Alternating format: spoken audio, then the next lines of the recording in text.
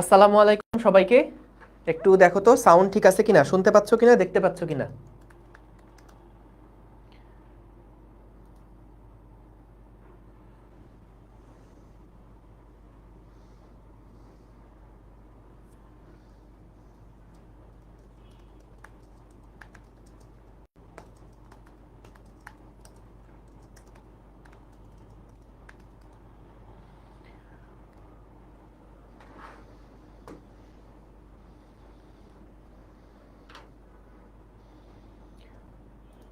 বহুকাল পর তোমাদের সাথে আবার দেখা হচ্ছে। আমরা নতুন একটা অধ্যায় আজকে শুরু করব, নিউটনিয়ান মেকানিক্স।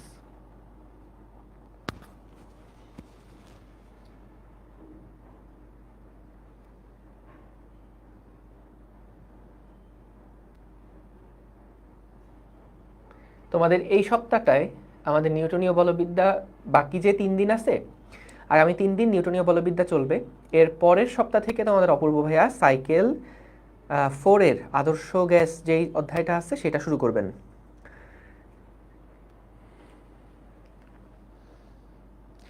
আচ্ছা, এফবি গ্রুপে জয়েন হওয়ার পরে ওই রিকোয়েস্ট অ্যাকসেপ্ট করতে কিছুটা টাইম লাগে।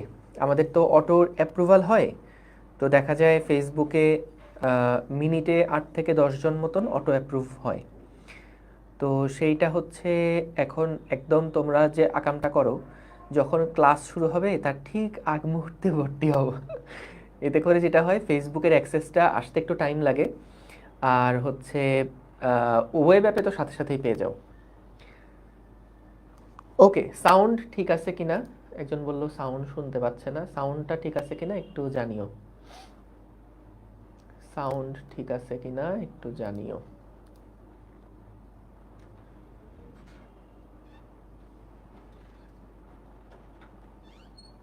ঠিক আছে, ক্লিয়ার। সো আমাদের নিউটনীয় বলবিদ্যা এই অধ্যায়টা আসলে অনেক গুরুত্বপূর্ণ। আমাদের ফিজিক্স ফার্স্ট পেপারে এই অধ্যায়টা পড়ার জন্য ভেক্টর অধ্যায়টা ভালোভাবে শেষ করে আসাটা জরুরি। ভেক্টর অধ্যায়ের যে সব কিছু পুঙ্খানুপুঙ্খ রূপে পাঠতে হবে বিষয়টা এরকম না। দেখা যাবে যে বেসিক জিনিসগুলো আছে, যেমন লব্ধি নির্ণয়ের সূত্র, উপাংশে কনভার্ট করা, তারপরে হচ্ছে লাস্টের দিকে, এই অধ্যায়ের লাস্টের দিকে ভেক্টরের ক্রস গুণের কিছু ব্যাপার স্যাপার থাকবে। এবং আমাদের ভেক্টরের মধ্যে মানে যে সমস্ত কনসেপ্টগুলো আছে ভেক্টরের আর কি, সেইগুলো দেখবা যে এখানে একটু পরপরই লাগবে। তো ভেক্টর অধ্যায়টা যারা পুরোপুরি শেষ করে আসছো ভেরি গুড, আর যারা শেষ করো নাই তাদেরকে বলবো ভেক্টর অধ্যায়টা একটু প্রথম থেকে দেখা শুরু করো আস্তে আস্তে। কারণ আমাদের ওই ভেক্টর অধ্যায়ের সাথে এই অধ্যায়ের অনেক বেশি রিলেশন আছে। আমরা এখানের যখনই ম্যাথ করতে যাব তখনই তুমি দেখবা যে ভেক্টরের কিছু কনসেপ্ট এখানে সরাসরি কাজে লাগবে। আর হচ্ছে এমনিতে ওই যে আই জে কে দিয়ে আমরা যে টাইপের ম্যাথগুলো ভেক্টরে করছিলাম, সেই কনসেপ্টগুলো এখানে লাগবে। তারপর গুণনের মধ্যে যেটা বললাম, ক্রস গুণনের কিছু জিনিসপত্র লাগবে, এটা অবশ্যই এই অধ্যায়ের সেকেন্ড পার্টে। মূলত নিউটনীয় বলবিদ্যায় আমরা 2টা পার্ট নিয়ে আলোচনা করব। একটা হচ্ছে রৈখিক পার্ট আর একটা হচ্ছে কৌণিক পার্ট। তো কৌণিক পার্টের যে অংশটা আছে সেটা তোমাদের জন্য একেবারেই নতুন। আমরা আগে রৈখিক পার্ট থেকে পড়াশোনা শুরু করব। সো রৈখিক পার্টের মধ্যে তোমরা ক্লাস 9-10-এ যতটুকু পড়ে আসছো সেটা ছিল শুধুমাত্র একমাত্রিক গতি। একটা তলের উপরে একটা বস্তু গতিশীল আছে এবং সেটা একটা সরল রৈখিক গতি ছিল। কখনোই আমরা দ্বিমাত্রিক তলের মোশন নিয়ে কিন্তু সেখানে কোনো আলোচনা করিনি। তো ইন্টারে আমাদের এই অধ্যায়ে যখন রৈখিক পার্টের আলোচনাগুলো আমরা করি তখন কিন্তু আমাদের একই সাথে একমাত্রিক গতির কনসেপ্টগুলো তো লাগবেই, সেই সাথে দেখা যাবে দ্বিমাত্রিক ত্রিমাত্রিক গতির কনসেপ্টও কিন্তু লাগবে। অর্থাৎ গতিবিদ্যার যে টপিকগুলো ছিল সেগুলাও যদি একটু তোমার পড়া থাকে তাহলে সুবিধা। কিন্তু গতিবিদ্যাটা একদম যে ম্যান্ডেটরি সেটা না, ভেক্টরটা ম্যান্ডেটরি। এই অধ্যায়টা করার জন্য ভেক্টরটা ম্যান্ডেটরি। কারণ গতিবিদ্যার যে টাইপের কনসেপ্টগুলো আছে সেগুলার কিছু কিছু আইডিয়া তোমার হলো 9-10-এ তোমরা পাইছো। সো এর আগের বছরগুলোতে যেমন গতিবিদ্যা সিলেবাসে ছিল না, ওরা সরাসরি কিন্তু ভেক্টর পড়ে নিউটনীয় বলবিদ্যা শুরু করছিল, তো ওদের খুব একটা প্রবলেম হয়নি। সো যদি এরকম তুমি হয়ে থাকো যে ভাই আজকে ব্র্যান্ড নিউ, আমি একদম এর আগে কখনোই কোনো পড়াশোনা শুরুই করি নাই, আপনাদের সাইকেলে আমি রিসেন্টলি জানছি এবং ভর্তি হয়েছি, এরকম যদি হও তাহলে সেই ক্ষেত্রে তোমাকে সাজেশন দিব সাইকেল 1-এর যে ভেক্টর অধ্যায়টা আছে সেইটা একটু প্যারালালি কাভার করো, এবং সেই সাথে আমাদের নিউটনীয় বলবিদ্যা লাইভ ক্লাস যেভাবে চলছে সেইভাবে করে কন্টিনিউ করতে থাকো। সো লাইভ ক্লাসটা মিস করবা না। লাইভ ক্লাসের মধ্যে দেখা যাবে আমরা যখন পড়ছি লাইভ ক্লাসে, এই সময়টাতে কিন্তু দেখা যায় একই সাথে প্রবলেমগুলো একবার করে একটু দেখা হয়ে যায় এবং আমি কিন্তু তোমাদেরকে সাথে নিয়ে প্র্যাকটিস করি, যা যা কিছু প্র্যাকটিস করছি এগুলো কিন্তু তোমাদের সাথে নিয়ে করতেছি। তো এই কারণে ধরো লাইভে থাকলে জিনিসগুলা যেভাবে করে ধরো ভিতরে আত্মস্থ হয়, রেকর্ড দেখার সময় আমাদের একটা টেন্ডেন্সি থাকে এরকম যে একটু 10 সেকেন্ড টেনে দেই, একটু ফাস্ট ফরওয়ার্ড করি। সো এরকম করতে গেলে তখন দেখা যায় একটু মনোযোগের ব্যাঘাত থাকতে পারে। সো এই কারণে খাতা কলম নিয়ে বসো এবং ফুল ফোকাসটা ক্লাসে দাও, ঠিক যেভাবে যে কোনো একটা অফলাইন ক্লাসে তুমি যখন পড়াশোনা করো যেরকম ফুল কনসেন্ট্রেশন দিয়ে ক্লাসটা করো, ঠিক সেভাবে করেই ক্লাসটা করবা এবং চেষ্টা করবা প্রত্যেকটা লাইভ ক্লাসে অ্যাটেন্ড করতে।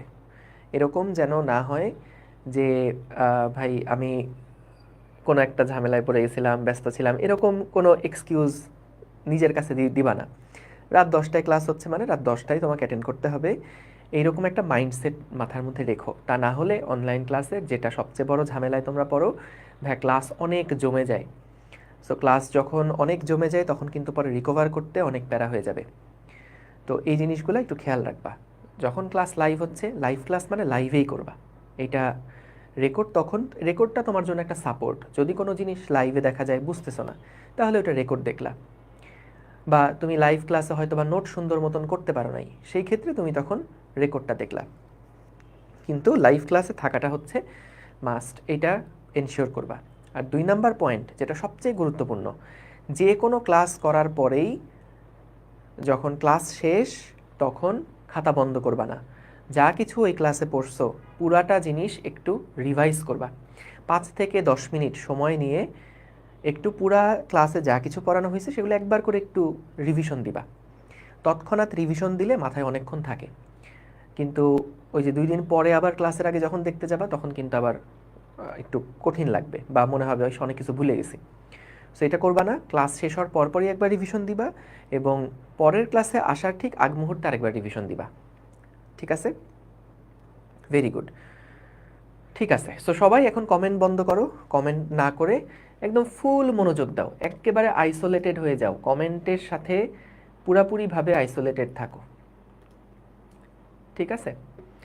সো কমেন্টের সাথে একদম আরি, এখন আর কোনো কমেন্ট না। যারা ওয়েব অ্যাপে আসো, যারা ফেসবুকে আসো, সম্পূর্ণ ফোকাস এখন থাকবে স্ক্রিনের দিকে আর হচ্ছে নিজের খাতার উপরে। যা কিছু লিখবো আমি তাই লিখে ফেলতে হবে। ঠিক আছে? ওকে ভাইয়া, এই অধ্যায়ের প্লেলিস্ট কমপ্লিট করছি আপনার চ্যানেল থেকে। আমার চ্যানেলে যেই রেকর্ড ক্লাসগুলো ওইগুলো কিন্তু 23 ব্যাচের জন্য মানে 2022 সালের দিকে মনে হয় পড়ানো। তো ওইটা কিন্তু তাহলে বেশ আগের। তো এর মধ্যে কন্টেন্টে আসলে অনেক চেঞ্জ আসছে, বিশেষ করে ম্যাথমেটিক্যাল প্রবলেমগুলোতে। যদি বুঝে থাকো তাহলে নতুন কোনো বোঝার জিনিস তো পাবা না, কিন্তু নতুন টাইপের অনেক ম্যাথ প্রবলেম থাকবে, বা তোমরা আগেও হয়তো আর্কাইভেও ক্লাস করছো। সো ওইখানেও দেখবা যে নতুন কোনো জিনিস বোঝার জিনিস খুব বেশি পাবা এরকমটা হবে না যারা ভালো মতন ক্লাস করছো। কিন্তু সব সময় যে জিনিসটা হয়, এটা আমি এত বছর ধরে পড়াচ্ছি, আমরা এত বছর ধরে পড়াচ্ছি, দেখা যায় আমরা যেটা দেখছি স্টুডেন্টদের এন্ড থেকে, যখনই কোনো একটা ক্লাস তুমি একবার করছো তখন ওইটা যদি মাথার মধ্যে 40% থাকে বা 40% তুমি বুঝো, সেকেন্ড বার লেকচার আরেকবার দেখলেই সেটা 60 থেকে 70% তোমার ক্লিয়ার হয়ে যাবে। 3বার 4বার এভাবে করে যতবার পড়বা বা ক্লাস করবা তত আস্তে আস্তে প্রত্যেকটা জিনিস গ্র্যাস্প করার যেই ক্যাপাসিটিটা সেটা আস্তে আস্তে বাড়তে থাকবে। সো এই জন্য যদি আর্কাইভ ক্লাস করেও থাকো বা আমার চ্যানেলের ইউটিউবের ক্লাস করেও থাকো, তাহলে রিকমেন্ডেড হচ্ছে লাইভ ক্লাসটা আবার প্রথম থেকে করো।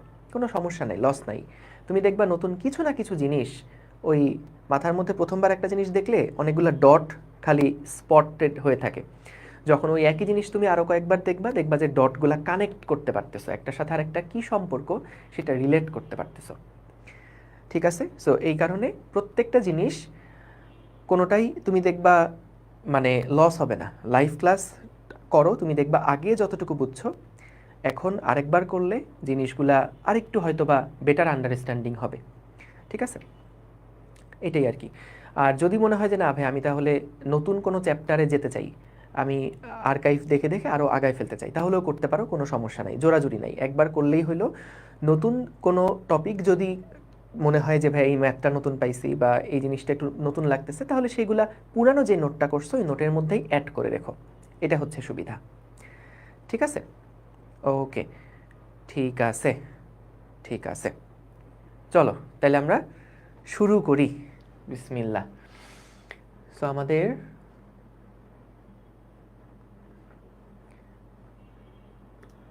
ঠিক আছে, ওকে, সো চলো তাহলে আমরা শুরু করি। বিসমিল্লাহ। সো আমাদের নিউটনীয় বলবিদ্যায় মূলত আসলে কি নিয়ে আলোচনা হয়? নিউটনীয় বলবিদ্যায় মূলত কি নিয়ে আলোচনা হয়? আচ্ছা একটা মিনিট, স্লাইডটা একটু হয়ে গেছে, হ্যাঁ ঠিক আছে, এটাই ওকে। সো নিউটনীয়র যে বলবিদ্যায় আমাদের মূলত কি নিয়ে আসলে আলোচনা হয়? এখানে দেখো গতিবিদ্যায় তোমরা কি পড়ছো?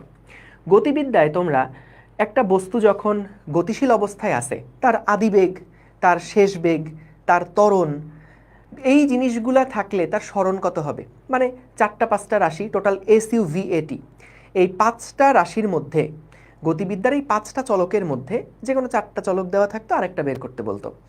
আমাদের ধরো UVA এগুলো দেওয়া আছে, টি বের করতে বললো, বা ধরো আমাদের SUV দেওয়া আছে, ত্বরণ বের করতে বললো।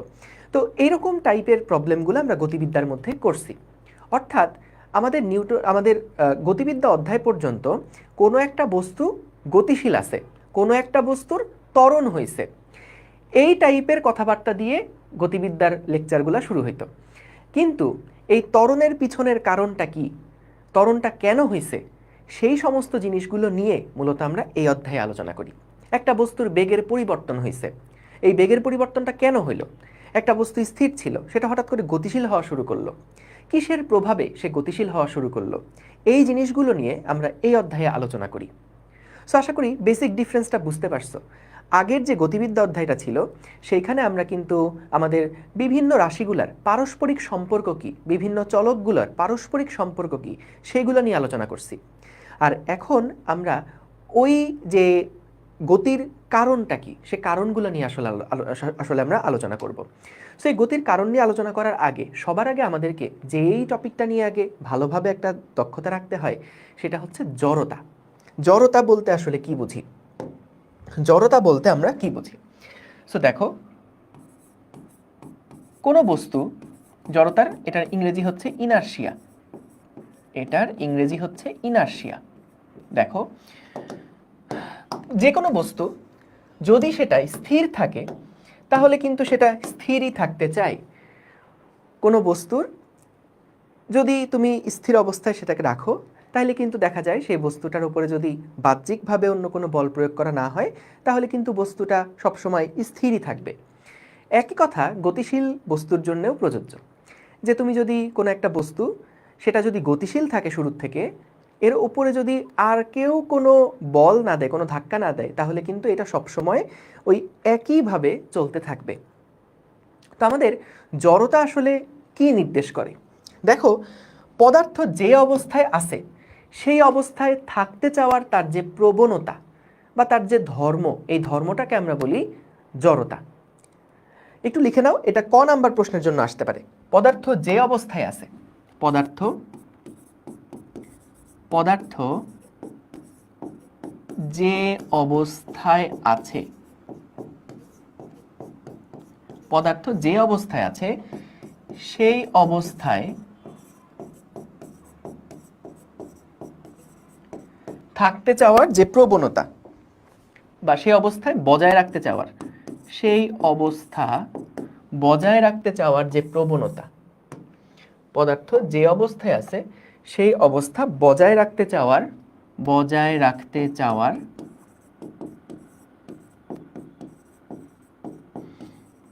যে প্রবণতা বা ধর্ম,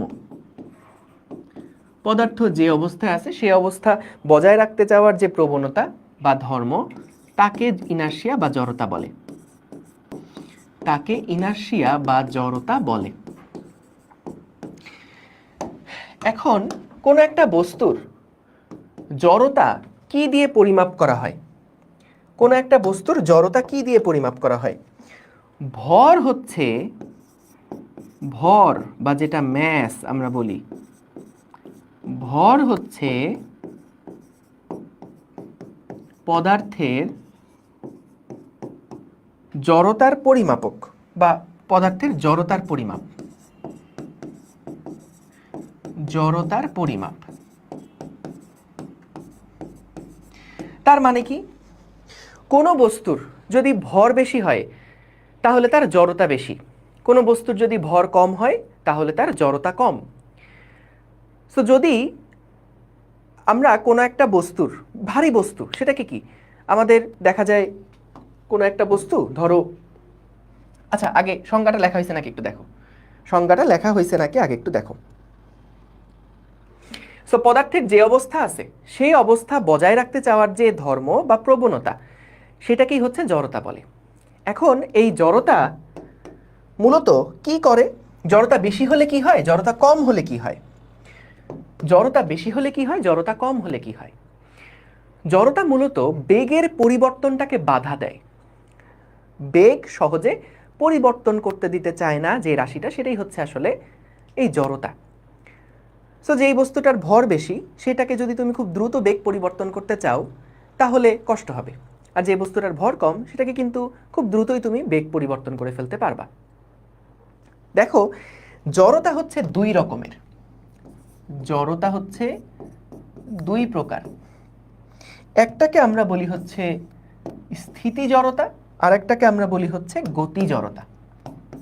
একটাকে আমরা বলি হচ্ছে স্থিতি জড়তা এবং আরেকটাকে আমরা বলি গতি জড়তা। নামটা শুনেই আসলে বোঝা যায় স্থিতি জড়তা কোনটা। কোনো একটা বস্তু স্থির অবস্থায় আছে, সে সবসময় তার স্থির থাকতে চাওয়ার যে প্রবণতা, এইটাকেই আমরা বলি স্থিতি জড়তা। এবং গতি জড়তা কোনটা? কোনো একটা বস্তু গতিশীল অবস্থায় আছে, তার গতিশীল থাকতে চাওয়ার যে প্রবণতা, এটাকে আমরা বলছি গতি জড়তা। এটাকে আমরা বলছি গতি জড়তা।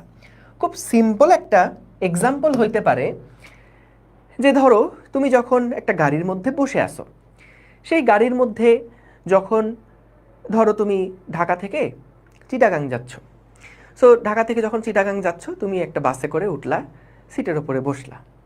সো বাস দেখতেছো যে অনেকক্ষণ ছাড়ে না, হ্যাঁ, সময় 10টা বেজে গেছে, 10টার সময় বাস ছাড়ার কথা, সো বাস ছাড়তেছে না। সো দেখা গেল ড্রাইভার আসে নাই, হ্যাঁ, প্যাসেঞ্জাররা সব গালাগালি করতেছে।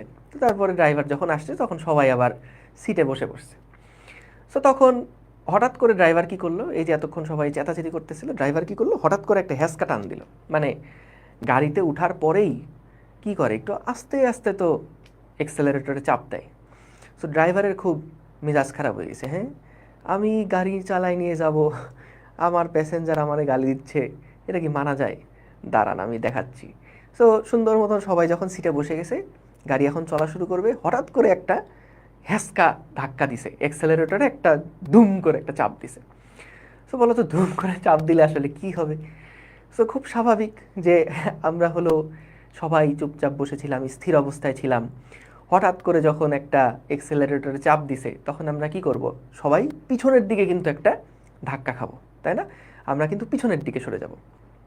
তো আসলে এই যে পিছনের দিকে যে সরে গেলাম, এই পিছনের দিকে সরে গেলাম কেন? পিছনের দিকে সরে যাওয়ার কারণটাই হচ্ছে স্থিতি জড়তা। এখানে কি হয়েছে, আমরা আগে স্থির ছিলাম।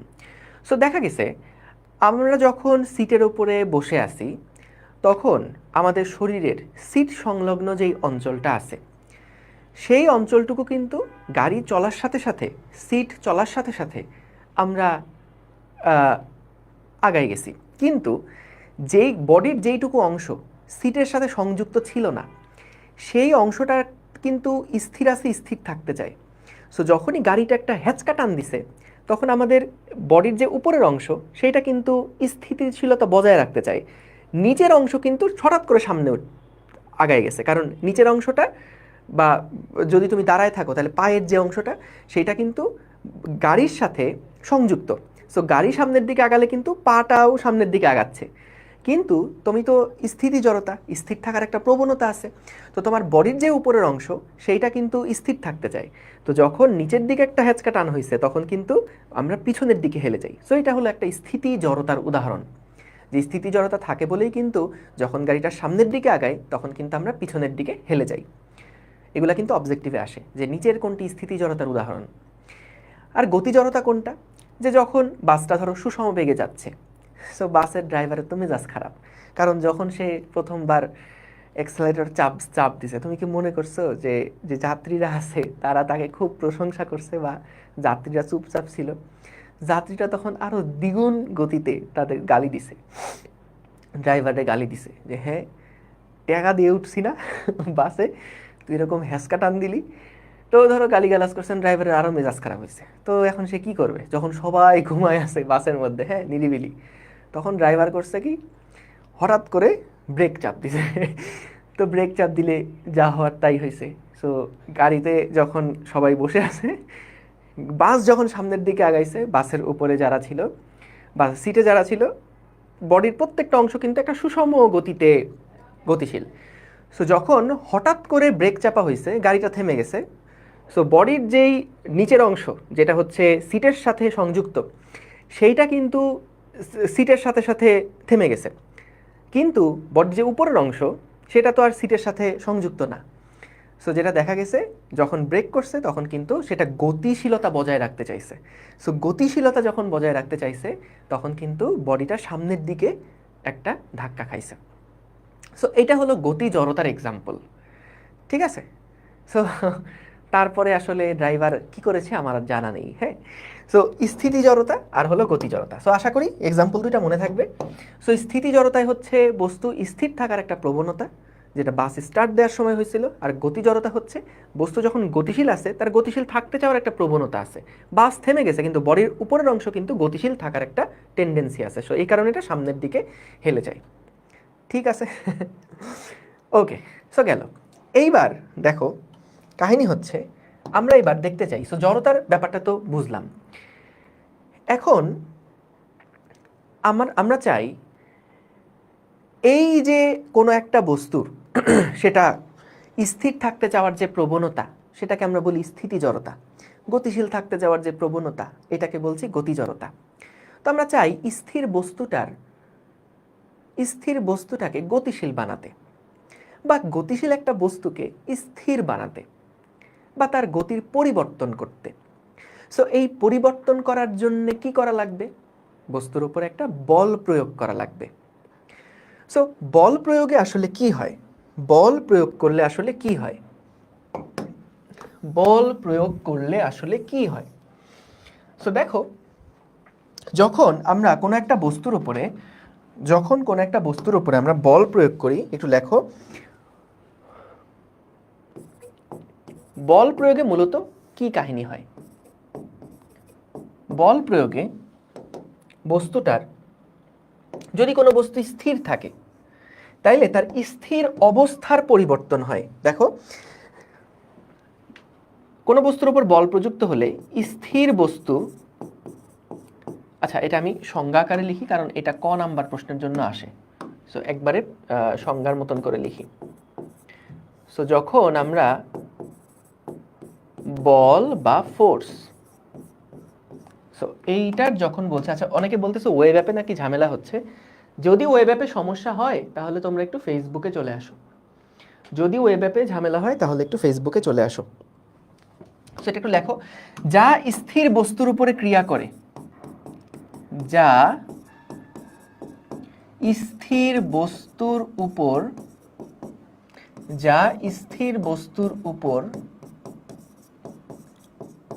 ক্রিয়া করে,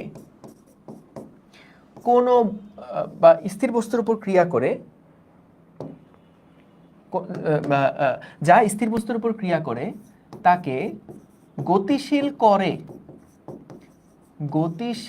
করে বা করতে চায়, গতিশীল করে বা করতে চায় অথবা গতিশীল বস্তুর বেগের পরিবর্তন করে বা করতে চায়, বেগের পরিবর্তন করে বা করতে চায়,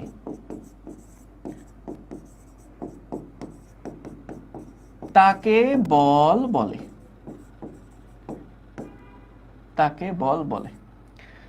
সেটা একটু লিখে ফেলো। যা স্থির বস্তুর উপর ক্রিয়া করে তাকে গতিশীল করে বা করতে চায়, অথবা যা গতিশীল বস্তুর উপর ক্রিয়া করে তার গতির পরিবর্তন করতে চায়। বস্তুর বেগের বা গতির পরিবর্তন করতে, আচ্ছা গতি নিয়ে যেহেতু বলতেছি গতির পরিবর্তন বললে ভালো হয়। বস্তুর গতির পরিবর্তন করতে চায় তাকে বল বলে। এখন দেখো এইখানে যে এক্সাম্পলটা দেওয়া বা এখানে যে সংজ্ঞাটা দেওয়া, যে কোনো একটা স্থির বস্তুকে যেটা গতিশীল করতে চায় বা একটা গতিশীল বস্তু সেটার গতির পরিবর্তন করতে চায়, সেটাই হচ্ছে বল। এখন এখানে একটা যে কনফিউশনটা লাগে যে ভাই যা স্থির বস্তুর উপর ক্রিয়া করে তাকে গতিশীল করে বা করতে চায়, দুইটা কথা ডিফারেন্ট কেন করা হলো? গতিশীল করে বা করতে চায়, এই দুইটা কথা ডিফারেন্ট কেন করা হলো?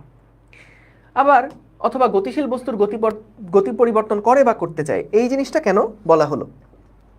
সো এখানে দেখো, যখন কোনো একটা বস্তু স্থির অবস্থায় আছে, ধরো আমি এখানে বললাম এটা হচ্ছে আমাদের একটা তল, এই তলের উপর এখানে একটা বস্তু রাখা আছে এবং এই বস্তুটার উপরে আমরা একটা ফোর্স অ্যাপ্লাই করলাম, এখন দেখা গেল যে এই বস্তুটার উপরে ছোট্ট একটা বল প্রয়োগ করার কারণে এটার কোনো নড়চড় হচ্ছে না, বস্তু আগেও স্থির ছিল এখনো স্থির আছে। এরকম হইতে পারে না যে আমি এই ধরো ক্যালকুলেটর আমার হাতের উপরে আছে, আমি যদি এর উপরে একটা বল প্রয়োগ করলাম, এই যে বল কিন্তু প্রয়োগ করছি, কিন্তু বস্তুটার কি গতির পরিবর্তন হয়েছে? হয় নাই। কিন্তু এই বলটা কিন্তু বস্তুর গতির পরিবর্তন করতে চায়। সো তাহলে সংজ্ঞাটাই দেখো যে যা কোনো স্থির বস্তুর উপর কাজ করে তাকে গতিশীল করে বা করতে চায়, অথবা গতিশীল বস্তুর গতির পরিবর্তন করে বা করতে চায়, তাকে বল বলে। আমি যতগুলা বই ঘেটে দেখছি মোটামুটি এই অধ্যায়ের যে তোমার শুরুর দিকের আলোচনাগুলা, সেগুলা তপন স্যারের বইতে খুব সুন্দর করে দেওয়া আছে। সো আমি তপন স্যারের বইটা ফলো করে এখানে পড়াচ্ছি, ঠিক আছে? যা বস্তুর উপর প্রযুক্ত হয়ে জড়তার পরিবর্তন করে বা করতে চায় সেটা বল, জীবনেও না। এই জড়তার পরিবর্তন কেন হবে? এটা ভুল। কোনো বস্তুর উপর জড়তার পরিবর্তন করে বা করতে চায় সেটা বল না। জড়তার কি পরিবর্তন হবে? জড়তার পরিমাপক কি? ভর। সো তুমি যদি বস্তুর উপরে বল প্রয়োগ করো তাহলে কি তার ভরের কোনো পরিবর্তন হয়? হয় না তো। এখানে কি লেখা আছে দেখো, যে ভর হচ্ছে পদার্থের জড়তার পরিমাপ। সো আমি যদি কোনো একটা বস্তুর উপরে বল প্রয়োগ করি, বল প্রয়োগ করলে তো তার অবস্থার পরিবর্তন হচ্ছে, স্থির অবস্থার পরিবর্তন হচ্ছে বা গতিশীল অবস্থার পরিবর্তন হচ্ছে, অবস্থাটার পরিবর্তন হচ্ছে। তার ভরের কি কোনো পরিবর্তন হবে?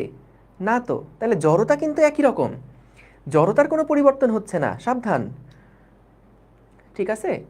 জড়তার কিন্তু কোনো পরিবর্তন হচ্ছে না, ঠিক আছে? ওকে। সো তাহলে এটা খেয়াল রেখো, বল তাহলে কোনটা?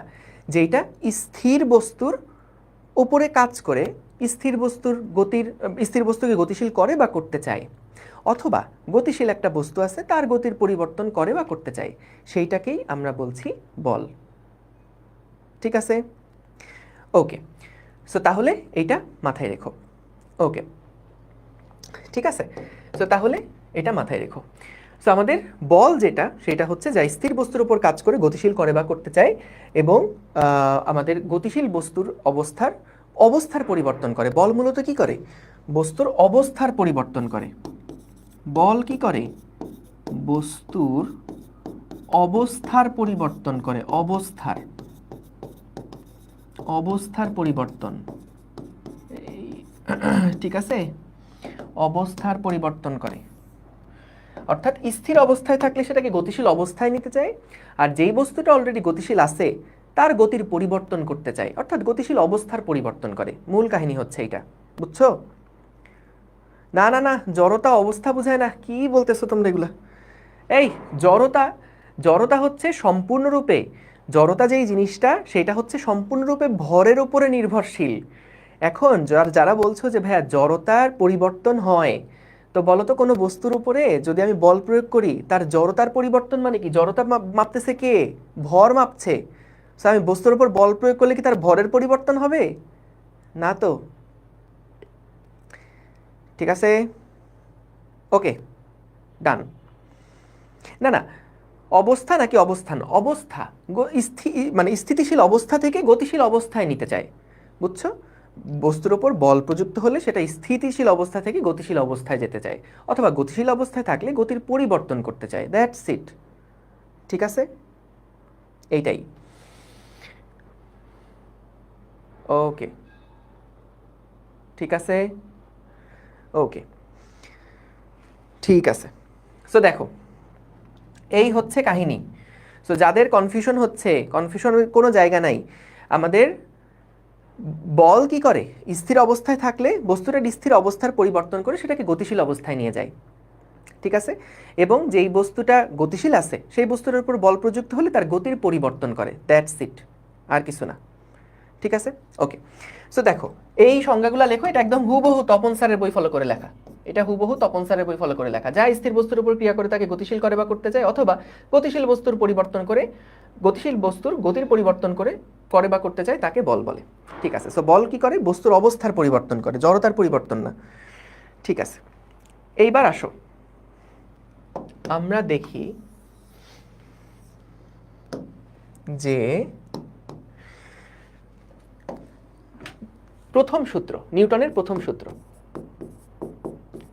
নিউটনের গতির প্রথম সূত্র,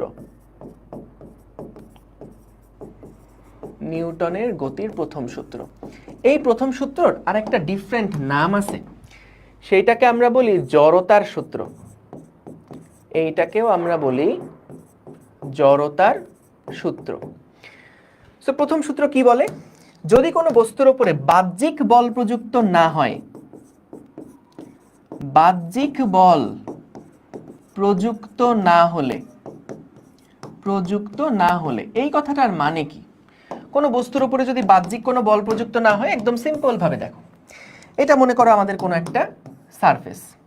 এই সারফেসের উপরে আমরা একটা বল প্রয়োগ করলাম, কোনো বল প্রযুক্ত হলো না সাপোজ শুরুতে।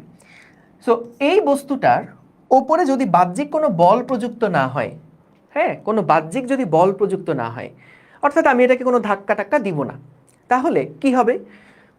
বাহ্যিক কোনো বল প্রযুক্ত না হলে স্থির বস্তু স্থির থাকবে, স্থির বস্তু স্থির থাকবে, এবং গতিশীল বস্তু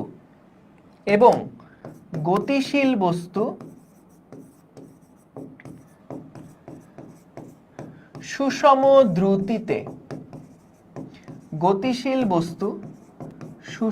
দ্রুতিতে, সরল পথে চলতে থাকবে। গতিশীল বস্তু সুষম দ্রুতিতে সরল পথে চলতে থাকবে।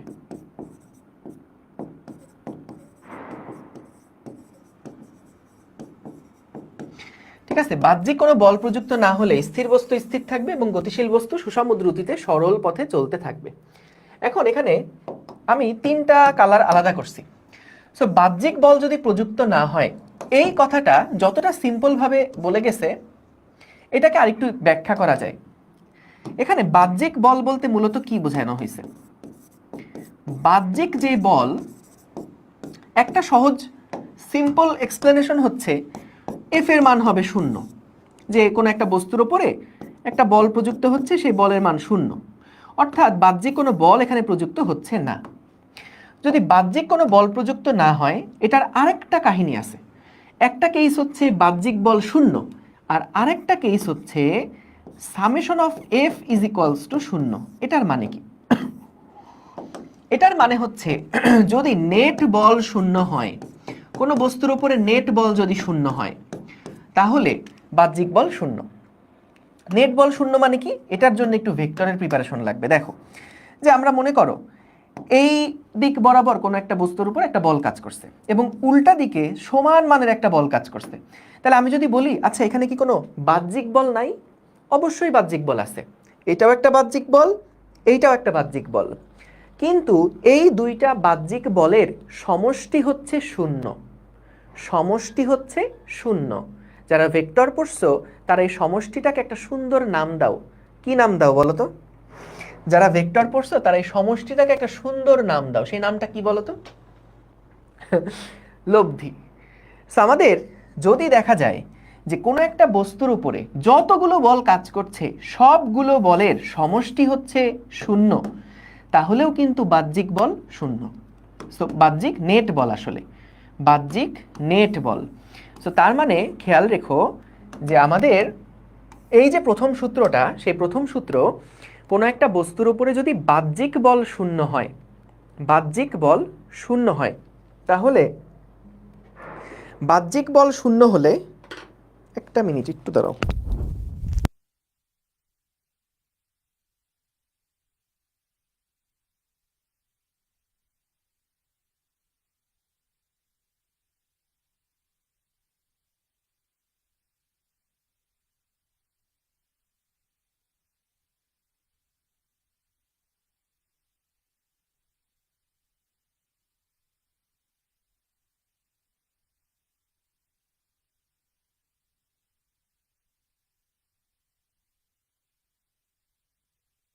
হ্যাঁ, শুনতে পাচ্ছো? দেখো, শুনতে পাচ্ছো?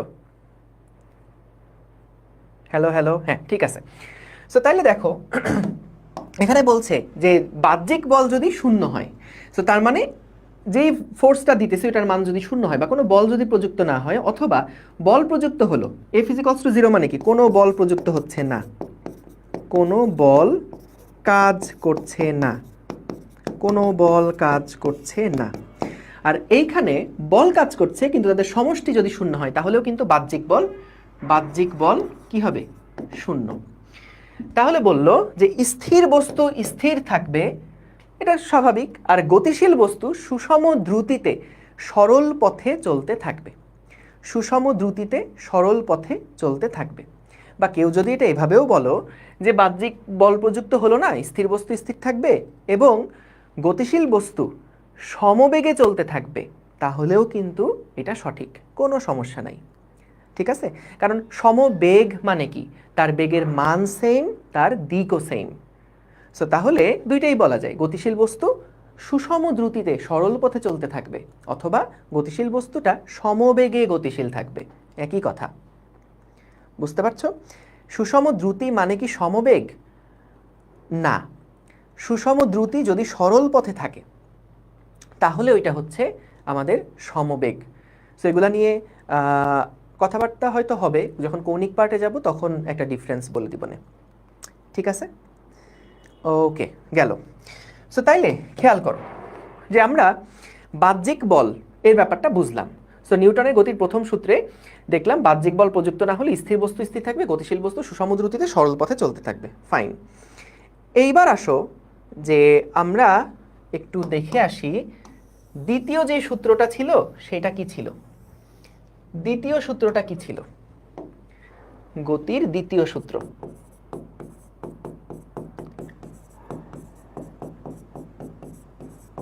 গতির দ্বিতীয় সূত্র এটা ছিল কোনো বস্তুর ভরবেগের পরিবর্তনের হার, কোনো বস্তুর ভরবেগের পরিবর্তনের হার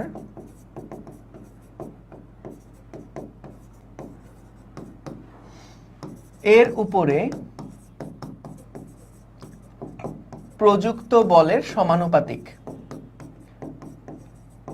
প্রযুক্ত বলের সমানুপাতিক।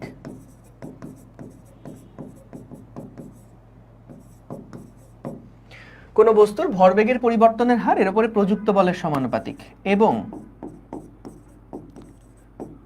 বল যেদিকে ক্রিয়া করে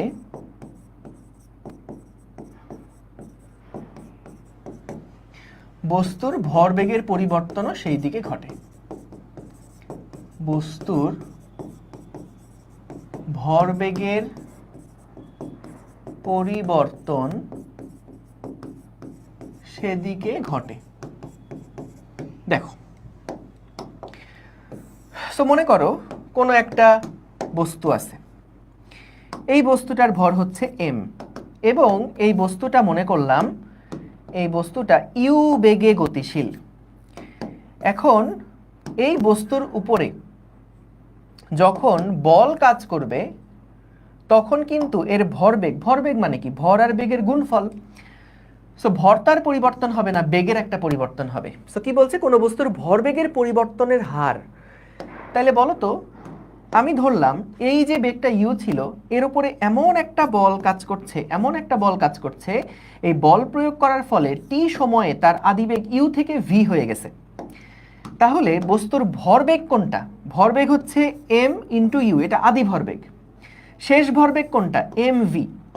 আমরা যদি ভরবেগের পরিবর্তন বলতে চাই, ভরবেগের পরিবর্তন, সো ভরবেগের পরিবর্তনকে ডেল্টা পি দিয়ে প্রকাশ করলাম। মনে রেখো ভরবেগ কিন্তু একটা ভেক্টর রাশি, কারণ ভর স্কেলার হলেও বেগটা কি ভেক্টর। সো তাহলে পুরা ভরবেগটা কিন্তু একটা ভেক্টর রাশি।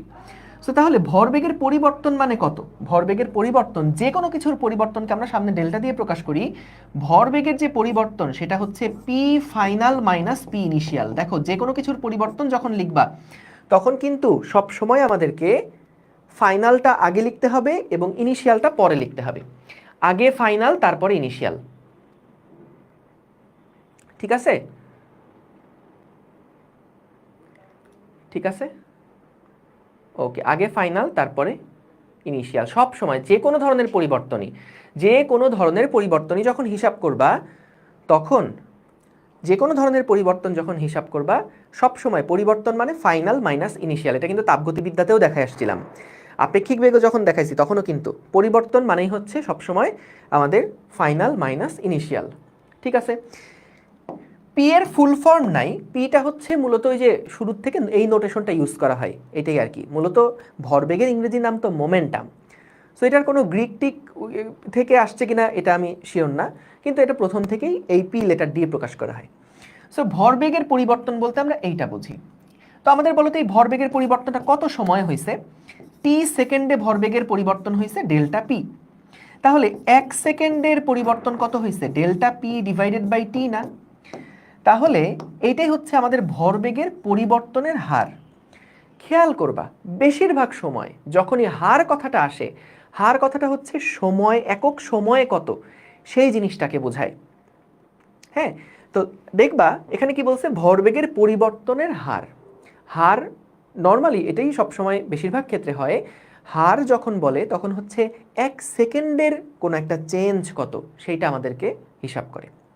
সো তাহলে ভরবেগের পরিবর্তন মানে ডেল্টা পি, সেই পরিবর্তনের হার, তার মানে ডেল্টা পি বাই ডেল্টা টি দিলে ভালো হয়। ডেল্টা টি দিলাম এখানে, ডেল্টা টি বলতে সময়ের পরিবর্তনটা বোঝানো হচ্ছে। উপরে হচ্ছে ভরবেগের পরিবর্তন, নিচে হচ্ছে সময়ের পরিবর্তন। এটাই হচ্ছে ভরবেগের পরিবর্তনের হার। এখন দেখো, বলে ভরবেগের পরিবর্তনের হার এর উপরে প্রযুক্ত বলের সমানুপাতিক। তার মানে কি? ভরবেগের পরিবর্তন ছিল ডেল্টা পি, এর পরিবর্তনের হার মানে ডেল্টা পি বাই ডেল্টা টি। ভরবেগের পরিবর্তনের হার এর উপরে প্রযুক্ত বলের সমানুপাতিক, প্রযুক্ত বলের সমানুপাতিক। এখন গুরুত্বপূর্ণ কথা, ভাইয়া তাহলে কি আমরা F is proportional to delta P by delta T, এটা কি আসলে লেখাটা লিখলে কোনো সমস্যা ছিল? বলো তো, এইটা যদি ঠিক হয়, এটা লিখলে কি কোনো সমস্যা আছে? বলো তো। ভরবেগের পরিবর্তনের হার এর উপরে প্রযুক্ত বলের সমানুপাতিক। হ্যাঁ, আমি এরকম প্রশ্ন করলে নর্মালি এরকম মিক্সড অ্যান্সারই পাই। সো দেখো, দুইটা কিন্তু এক জিনিস না। ভরবেগের পরিবর্তনের হার এর উপরে প্রযুক্ত বলের সমানুপাতিক, এটাই কিন্তু নিউটন বলছে। নিউটন কিন্তু এই লাইনটা বলে নাই। সব সময় মনে রাখবা, যখনই দেখবা কোনো জায়গায় সমানুপাতিক কথাটা বলা আছে, সমানুপাতিক কথাটা বলা আছে, সব সময় বাম পাশে বসাতে হয় ইফেক্টকে, ইফেক্ট, আর ডান পাশে বসাতে হয় কজ কোনটা সেইটাকে। Effect is proportional to cause, তার মানে ভাই বুঝলাম না। বলো তো কোনটা সঠিক? তুমি যত বেশি পড়াশোনা করবা তত ভালো তোমার রেজাল্ট হবে, এটা কিন্তু সঠিক, নাকি উল্টাটা সঠিক? যে তুমি যত ভালো রেজাল্ট করবা তত বেশি তুমি পড়াশোনা করবা। এই উল্টাটা কি আসলে সঠিক? আমরা তো উল্টা কাহিনী দেখি যে যত বেশি ভালো রেজাল্ট হয়ে যাচ্ছে, যদি পড়াশোনা না করেই ভালো রেজাল্টটা হয়, তার তালিকা আমার আর পড়াশোনার দরকার নাই, সো আমি পড়াশোনা করব না। সো তাহলে দেখো ইফেক্ট কোনটা এখানে, আমাদের ইফেক্ট কোনটা? ইফেক্ট হচ্ছে রেজাল্ট, রেজাল্ট। আর কারণটা কি? সেটা হচ্ছে আমাদের ধরো স্টাডি, স্টাডি। সো আমি যতই স্টাডি করব সেই অনুযায়ী কিন্তু রেজাল্টটা হবে। স্টাডি বেশি করলে রেজাল্ট ভালো, স্টাডি কম করলে রেজাল্ট খারাপ। So result is proportional to study, এইটা সঠিক আছে। কিন্তু study is proportional two result, এইটা তো বস আসলে ঠিক না। এইটা তো আসলে ঠিক না যে আমি একটা ক্লাসে রেজাল্ট আমার দেখা গেল যদি ভালো হয়, আমি স্যারদের শর্ত দিব, স্যার দেখেন আমি পড়াশোনা করতেছি না, আপনি কিছু মনে করেন না, কিন্তু স্যার একবার যদি আমার রেজাল্টটা ভালো হয় তাহলে কিন্তু স্যার আমি এরপরে বেশি বেশি স্টাডি করা শুরু করব। সো এটা তো আসলে হয় না কাহিনী। সো এটা মাথায় রেখো, অনেকের মধ্যেই এই মিসকনসেপশনটা থাকে যে দুইভাবেই লেখা যায়, কিন্তু না। এখানে কি বলছে? কোনো বস্তুর ভরবেগের পরিবর্তনের হার এর উপরে প্রযুক্ত বলের সমানুপাতিক। তাহলে বল যত বেশি হবে, এই কজ যত বেশি হবে, তত বস্তুটার ভরবেগের পরিবর্তনের হার তত বেশি হবে। কখনোই উল্টাটা না, যে আগে ভরবেগের পরিবর্তন হয়েছে তাইলে বল, বস্তুর উপর বল কাজ করতেছে, জিনিসটা এরকম না। সো সহজ, ভরবেগের পরিবর্তনের হার এটা হলো ইফেক্ট। এটা কেন বাড়বে? বস্তুর উপর বল দিলে বাড়বে, বস্তুর উপর বল দিলে এটা চেঞ্জ হবে। ঠিক আছে, ওকে। সো তাইলে দেখো, বস্তুর ভরবেগের পরিবর্তন হয় এর উপর প্রযুক্ত বলের সমানুপাতিক, এবং বল যেদিকে ক্রিয়া করবে ভরবেগের পরিবর্তনে সেই দিকে ঘটবে। এটা সমীকরণ থেকেই বোঝা যাচ্ছে, কারণ এফটা কি ডেল্টা পি আর এফ কিন্তু পরস্পর দেখো প্রপোর্শনাল। সো তাহলে এফ এর দিকটা যেদিকে হবে ডেল্টা পি এর দিকটাও তো সেই একই দিকে হবে। ঠিক আছে, এফ এর দিক যেমন ভরবেগের যে দিক পি সমান সমান এম ভি, এখানে কি ইউ এর দিক যেদিকে পি এর দিকটাও কি ঠিক সেদিকেই না? ভরবেগের দিক আর আদি মানে এটার দিক যেদিকে, বেগের দিক যেদিকে, ভরবেগের দিকটাও কিন্তু সেই একই দিকে। সো এখানেও একই জিনিস, যে আমাদের ভরবেগের পরিবর্তন যেদিকে হচ্ছে, বস্তুর উপর প্রযুক্ত বল যেদিকে হচ্ছে, ভরবেগের পরিবর্তনে সেই দিকে। সো তাহলে এটা আমরা দেখলাম যে বস্তুর ভরবেগের পরিবর্তনের হার এর উপর প্রযুক্ত বলের সমানুপাতিক, এবং বল যেদিকে ক্রিয়া করে বস্তুর ভরবেগের পরিবর্তনে সেই দিকে ঘটে। অর্থাৎ এই এফ এর দিক আর এই ডেল্টা পি এর দিক একই দিকে। এখন খেয়াল করি, এই যে সুন্দর একটা সমীকরণ আমরা বা একটা সমানুপাতিক সম্পর্ক আমরা বের করলাম, এই সমানুপাতিক সম্পর্কটা থেকে দেখি কত দূর আগানো যায়। আমরা যদি এইখান থেকে সমানুপাতিক চিহ্নটাকে সরাই দিতে চাই তাহলে একটা কনস্ট্যান্ট আনা লাগবে, একটা কনস্ট্যান্ট আনা লাগবে। এই কনস্ট্যান্টের কাজটা কি? এই কনস্ট্যান্টের কাজটা হচ্ছে ভরবেগের পরিবর্তনের হারের সাথে বলের একটা সম্পর্ক জুড়ে দেওয়া, সমান সমানের মাধ্যমে একটা সম্পর্ক জুড়ে দেওয়াটাই হচ্ছে কে এর কাজ, বা সমানুপাতিক ধ্রুবকের কাজ। যেমন তুমি মহাকর্ষ সূত্রতে একটু পড়ে আসছো, মহাকর্ষ সূত্রের মধ্যে কি ছিল? F is proportional to m1 m2 divided by d square. এখন দেখো m1 m2 আর d স্কয়ার এটার একক কি? KG square per metre square. এখন বলো তো এইটার যে একক আর বলের যে একক দুইটা কি সেম হয়েছে? সেম হয় নাই। সো এইটা সমানুপাতিক কিন্তু সমান না। সমান নেওয়ার জন্য আমাদের একটা সমানুপাতিক ধ্রুবককে নিয়ে আসা লাগছিল জি। এই যে সমানুপাতিক ধ্রুবককে আমরা নিয়ে আসছি জি, এইটার এককটা এমন যাতে করে এই পুরাটার একক হয়ে যায় নিউটন, তাই না? সো তাহলে দেখো, মূলত আমরা যখন দুইটার ইউনিটই জানি, এটার ইউনিট জানি নিউটন আর এইটার ইউনিট জানি হচ্ছে KG square metre per metre square. So যখন দুইটার ইউনিট জানি তখন ইউনিটটা একটার সাথে আরেকটার সম্পর্ক স্থাপন করার জন্য কিন্তু সমানুপাতিক ধ্রুবকটা আমাদের এখানে দরকার হয়। তো এইখানে যখন এই সূত্রটা নিউটন দিছিল তখনও বলের এককটা কি এইটা সম্পর্কে কোনো ধারণা দেওয়া হয়নি। বলের এককটা কি, বল কিভাবে মেজার করব সেই সম্পর্কিত কোনো ধারণাই দেওয়া হয়নি। সো তখন যেহেতু শর্তটা হচ্ছে ভরবেগের পরিবর্তনের হার প্রযুক্ত বলের সমানুপাতিক, তখন আর কোনো জিনিসটাকে একদম সিম্পল রাখার জন্য নিউটন সাহেব বললেন যে ঠিক আছে, আমাদের বলের যে এককটা, এই ভরবেগের পরিবর্তনের হারের যে একক, সেইটাই আমরা এফ এর একক হিসেবে চিন্তা করব। কারণ এফ মানে কত একক, এটা তো এখনো পর্যন্ত ডিফাইন্ড না, এটা তো এখনো ঠিক হয় নাই। সো নিউটন সাহেব বললেন যে ঠিক আছে, তাহলে আমরা বলের একটা এখানে পরিমাপ করার জন্য, আমরা খুব সিম্পল রাখার জন্য কে এর মানটাকে এখানে 1 ধরে নেওয়া হয়। কারণ এই সূত্রটা দিয়ে বল সম্পর্কে প্রথম ধারণা দেওয়া হলো, বল কিভাবে মাপে সেইটা সম্পর্কে একটা ধারণা দেওয়া হলো। ঠিক আছে, তাহলে এখান থেকে দেখো যেটা আসে যে ডেল্টা পি বাই ডেল্টা টি সমান সমান হচ্ছে এফ। সমান সমান যখন লেখা হয়ে গেছে, এখন আর বাম পাশ ডান পাশ নিয়ে কোনো সমস্যা নাই। সো এফ সমান আমরা লিখতে পারবো delta P divided by delta T, এখন কোনো অসুবিধা নাই। সো তাহলে আশা করি বুঝছো যে এই সমীকরণটা থেকেই কিন্তু বল সম্পর্কে ধারণা পাওয়া যায়। এই দ্বিতীয় সূত্র যেটা ছিল নিউটনের দ্বিতীয় সূত্র, এখান থেকেই কিন্তু আমরা বল সম্পর্কে এটা ধারণা দেয়, বল সম্পর্কে ধারণা দেয়, বল সম্পর্কে ধারণা দেয়। ঠিক আছে, ঠিক আছে, তাহলে এফ সমান সমান হচ্ছে ডেল্টা পি বাই ডেল্টা টি। ঠিক আছে, এখন দেখো আমরা এই যে ডেল্টা পি বাই ডেল্টা টি লিখলাম, এইটা হচ্ছে আসলে আমরা যেটা বের করছি সেটা হলো একটা অ্যাভারেজ ফোর্স, সেটা হলো একটা গড় বল বের করছি আমরা। এখান থেকে যে ফোর্সটা বের করছি এই ফোর্সটাকে বলা হয়, এটা হলো অ্যাভারেজ ফোর্স। কেন ভাইয়া এটাকে অ্যাভারেজ বলা হয়? কেন এটাকে অ্যাভারেজ বলা হয় তোমার মনে আছে? গড় বেগের যখন আমরা ক্যালকুলেশন করছিলাম, তখন গড় বেগ সমান সমান আমরা লিখছিলাম delta S divided by delta T. বলতো এই বেগটাকে কি আমরা তাৎক্ষণিক বেগ বলতাম নাকি গড় বেগ বলতাম? মনে আছে কারো? ভি সমান সমান ডেল্টা এস বাই ডেল্টা টি। হ্যাঁ, এটা কিন্তু ছিল একটা অ্যাভারেজ স্পিড, এইটা কিন্তু ছিল কি একটা অ্যাভারেজ স্পিড। ঠিক আছে, আবার বলছি কে সমান সমান 1 কেন ধরা হয়েছে, অন্য কোনো কিছু কেন ধরলাম না? কারণ এই এফ এর মান কত, এফ কিভাবে মেজার করব, এই সম্পর্কে আগে কোনো ধারণা নাই।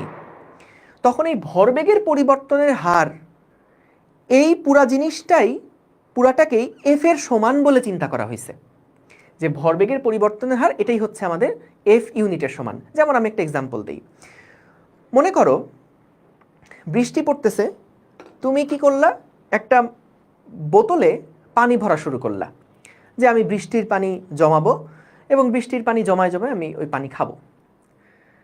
সো তুমি ওই বৃষ্টি যখন পড়ছে তখন পানি ভরলা, পানি ভরার পরে একটা বোতল ভরে গেল, দুইটা বোতল ভরে গেল, তিনটা বোতল ভরে গেল।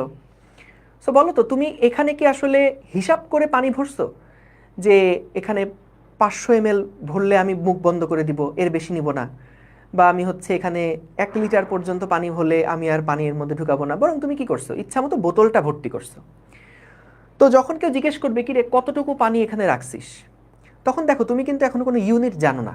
সো তুমি একটা ইউনিট বানাই নিবা, যে বোতলটাই তোমার একটা ইউনিট। তুমি বলবা 3 বোতল পানি ভরছি, কি বলবা 3 বোতল পানি ভরছি, কারণ তুমি ওই জিনিসটা কিন্তু তখনও পর্যন্ত কত একক সেটা মাপো নাই, তখনও পর্যন্ত কত লিটার কত কেজি ওই এককে তুমি কনভার্ট করো নাই, তোমার ইউনিটটা হয়ে গেছে এখানে 1 বোতল 2 বোতল 3 বোতল এরকম করে। সো এখানেও আমাদের এই এফ মানে কত একক, এই এককটা কেউ জানতো না, বল কিভাবে পরিমাপ করবো এটা কেউ জানতো না। এরপরে এখান থেকেই বলের সংজ্ঞা দেওয়া হবে, একটু সময় দাও, একটু আগাইনি তারপরে বুঝবা যে এখান থেকেই বলের সংজ্ঞাটা দেওয়া হয়, যে 1 কেজি ভরের কোনো বস্তুর উপরে যদি 1 মিটার পার সেকেন্ড স্কয়ার ত্বরণ সৃষ্টি করতে যেইটুকু ধাক্কা দেওয়া লাগে ওইটাকেই তারা 1 নিউটন হিসেবে সংজ্ঞায়িত করে ফেলছে। যে ধাক্কাটা তো পরিমাপ করতে হবে, তাহলে ধাক্কাটা কতটুকু, সো এটা পরিমাপ করার জন্য আমাদের এই দ্বিতীয় সূত্রটাই কিন্তু গুরুত্বপূর্ণ। তাহলে দেখো যেটা বলছিলাম, এখানে ভি মানে ছিল কিন্তু গড় বেগ। আর বলো তো তাৎক্ষণিক বেগ যখন বের করতে চাইছি তখন আমরা কি করছিলাম, যখন আমরা তাৎক্ষণিক বেগ বের করতে চাইছিলাম, তাৎক্ষণিক বেগ ভি ইনস্ট্যান্টেনিয়াস, এইটা সমান সমান কত, ডিএস বাই ডিটি না? অর্থাৎ এই মুহূর্তের বেগ যদি আমরা বের করতে চাই সেটা কি ছিল, ডিডিটি অফ এস বা ডিএস বাই ডিটি। অর্থাৎ ওই মোমেন্টে বেগ কত সেটা বের করার জন্য আমাদের কিন্তু ডিফারেন্সিয়েশন করতে হয়। এখানেও একই জিনিস, যদি আমি ডেল্টা ভি বাই ডেল্টা টি করি কখনো, তাহলে বুঝবো এটা একটা অ্যাভারেজ ফোর্স বা গড় বল বের করছি। আর যদি আমি তাৎক্ষণিক বেগ বের করতে চাই, ইনস্ট্যান্টিনিয়াস, এই মুহূর্তে বেগ কত, তাৎক্ষণিক বেগ এইটা সমান সমান হচ্ছে, এইটা সমান সমান বা এটা কমা এফ ইনস্ট্যান্টেনিয়াস, এইটা সমান সমান হচ্ছে DDT of P, DDT of P. এটা হচ্ছে আমাদের তাৎক্ষণিক বেগের সমীকরণটা। এটা অ্যাভারেজ আর এটা হলো তাৎক্ষণিক। অর্থাৎ ডেল্টা টিটা যদি টেন্ডস টু 0 হয়, তখনই কিন্তু আমরা এফ ইনস্ট্যান্টেনিয়াস সমান বলতে পারবো ডেল্টা ডিডিটি অফ পি। ঠিক আছে, ভেরি গুড। এখন দেখো আমরা এই যে এফ সমান সমান লিখলাম যে delta P by delta T, delta P by delta T. একটা কাজ করি, দাঁড়াও, আমরা যেটা পাইছি সেটা হচ্ছে এই সমীকরণটা পাইছি, তাই না? তাহলে এফ সমান সমান কি লেখা যাবে, এফ সমান সমান লেখা যাবে ডিডিটি অফ পি, মানে কি, পি মানে হচ্ছে এমভি ভরবেগ, ডি সামনে বোঝাচ্ছে ভরবেগের পরিবর্তন, আর ডিটি মানে পরিবর্তনের হার। তো তোমাদের দেখো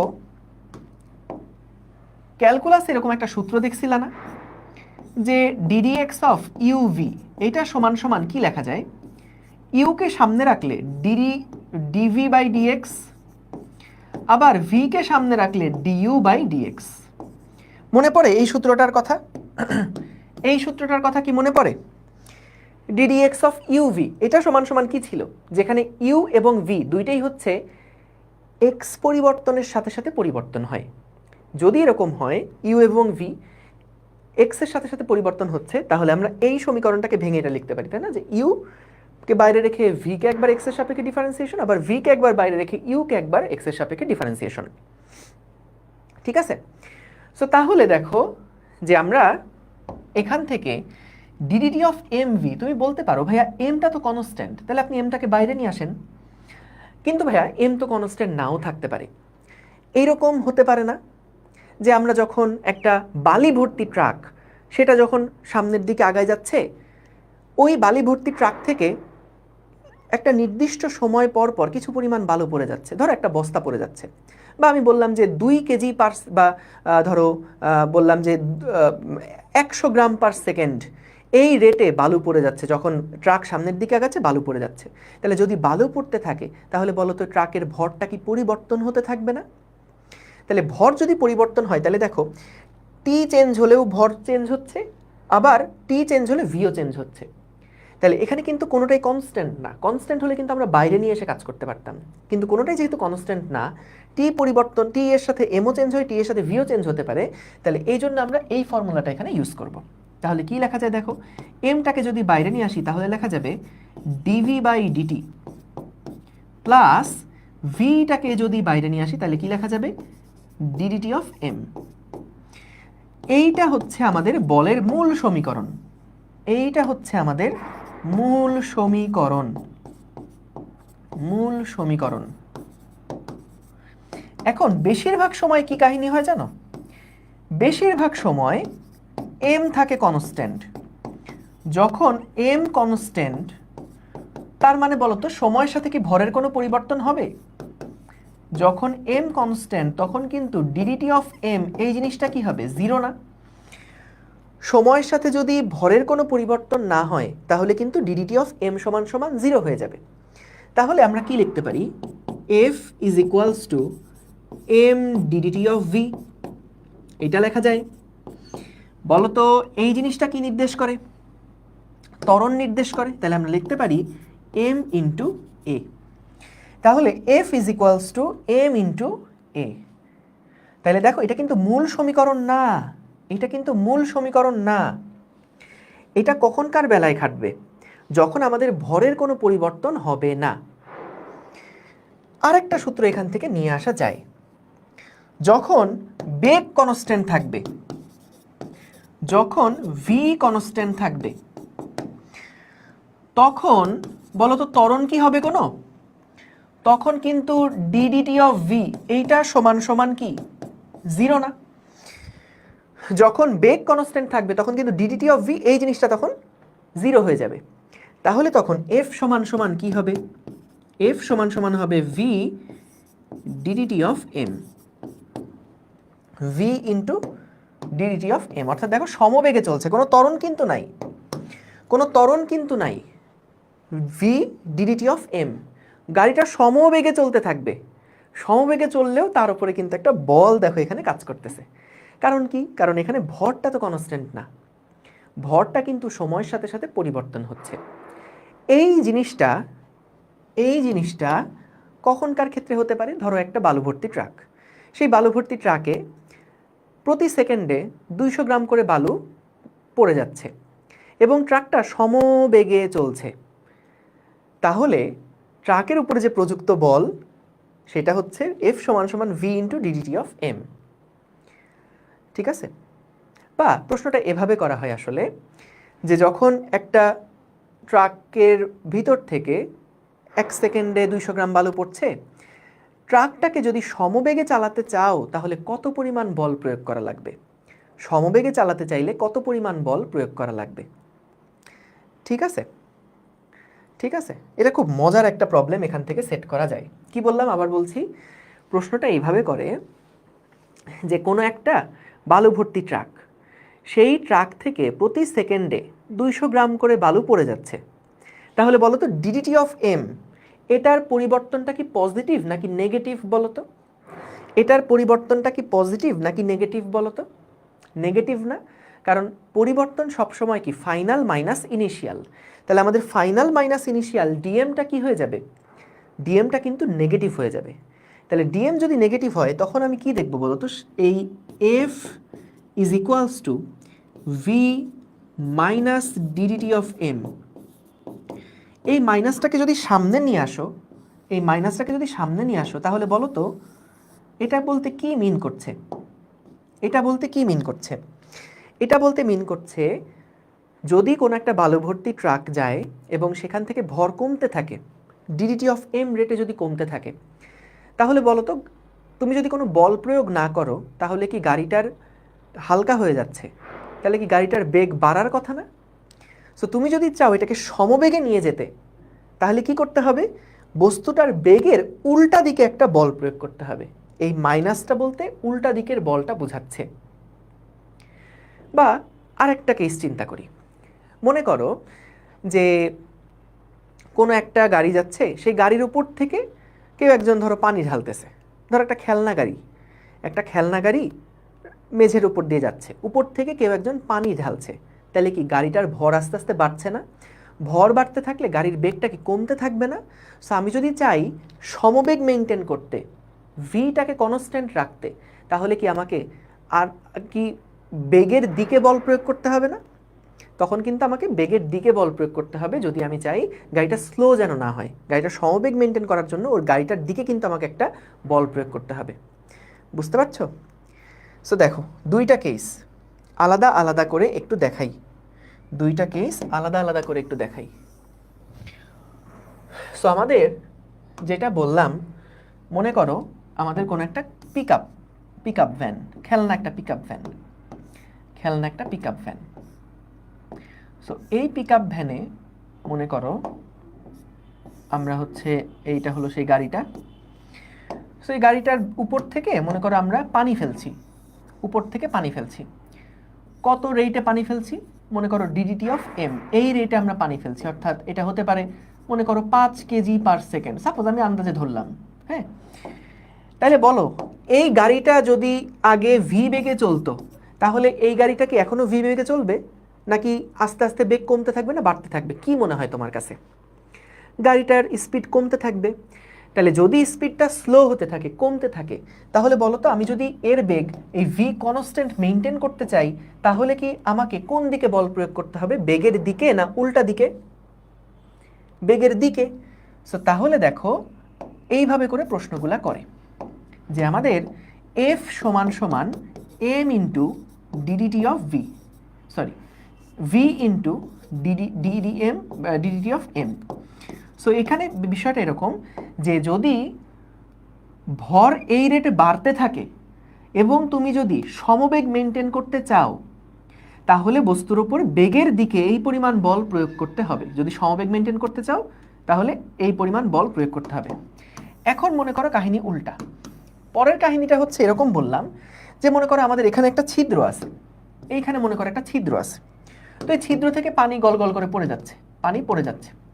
সো পানি যে পড়ে যাচ্ছে তা এই রেটটা কত, মনে করো বললাম 2 কেজি পার সেকেন্ড করে পানি পড়ে যাচ্ছে। এটাই কিন্তু আমাদের ডিডিটি অফ এম, এইটাই আমাদের DDT of M, 2 KG per second করে পানি গল গল করে পড়ে যাচ্ছে। তাহলে বলো তো এখন কি গাড়িটার বেগ আগের মতন থাকবে নাকি বৃদ্ধি পাবে? গাড়িটার বেগ বাড়বে। সো যদি গাড়িটার বেগ বাড়ে, আমি যদি চাই এটাকে সমবেগ মেনটেন করতে, আমি যদি চাই এদিকে সমবেগ মেনটেন করতে, তাহলে বলো তো আমি কোন দিকে বল প্রয়োগ করব, বেগের দিকে না উল্টা দিকে? বিপরীত দিকে। Very good. সো এটাই হয়েছে কাহিনী।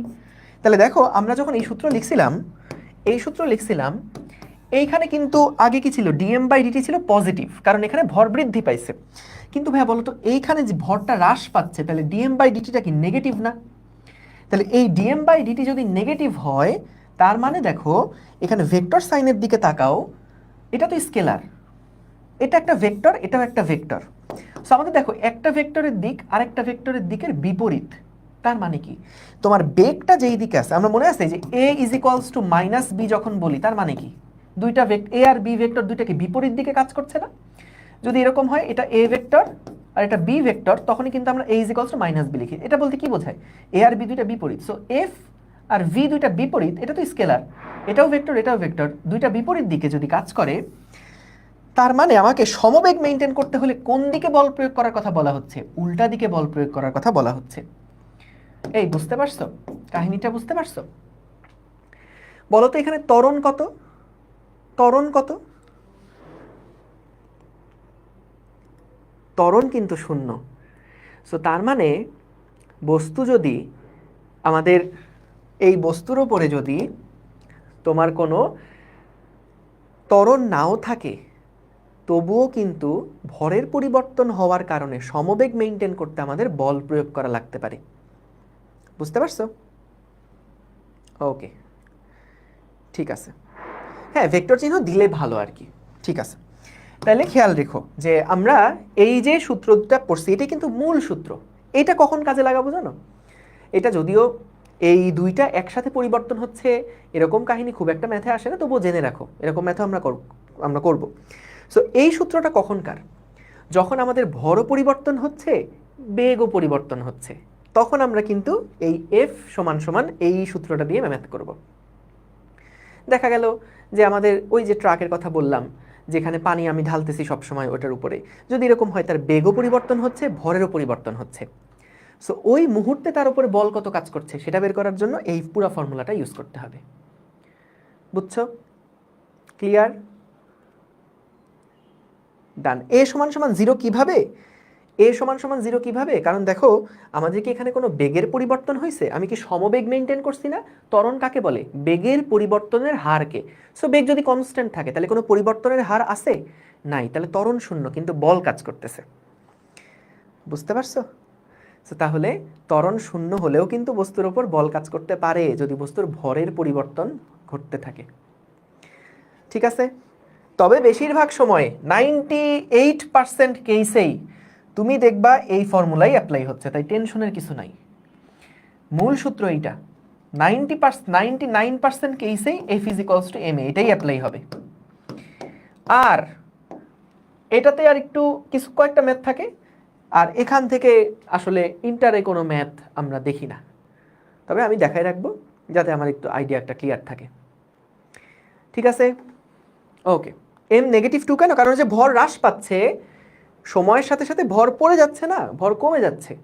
তাহলে ভরের পরিবর্তন কত? আগে এখানে ছিল 12 কেজি পানি, এখন আছে 10 কেজি পানি।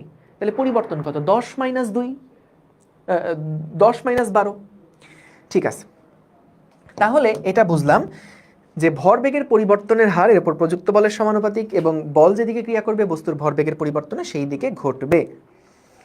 Fine, clear. এইবার আসো আরেকটা গুরুত্বপূর্ণ জিনিস। সেইটা কি? আরেকটা গুরুত্বপূর্ণ জিনিস সেইটা কি? সেটা হচ্ছে দেখো, আমরা এই যে দেখলাম F সমান সমান ma, তো যদি বস্তুর উপরে বাহ্যিক বল শূন্য হয় বা নেট বল যদি শূন্য হয়, বাহ্যিক বল যদি শূন্য হয়, বাহ্যিক বল সমান সমান যদি শূন্য হয়, তাহলে শূন্য ইজ ইকুয়ালস টু ma লিখতে পারবো।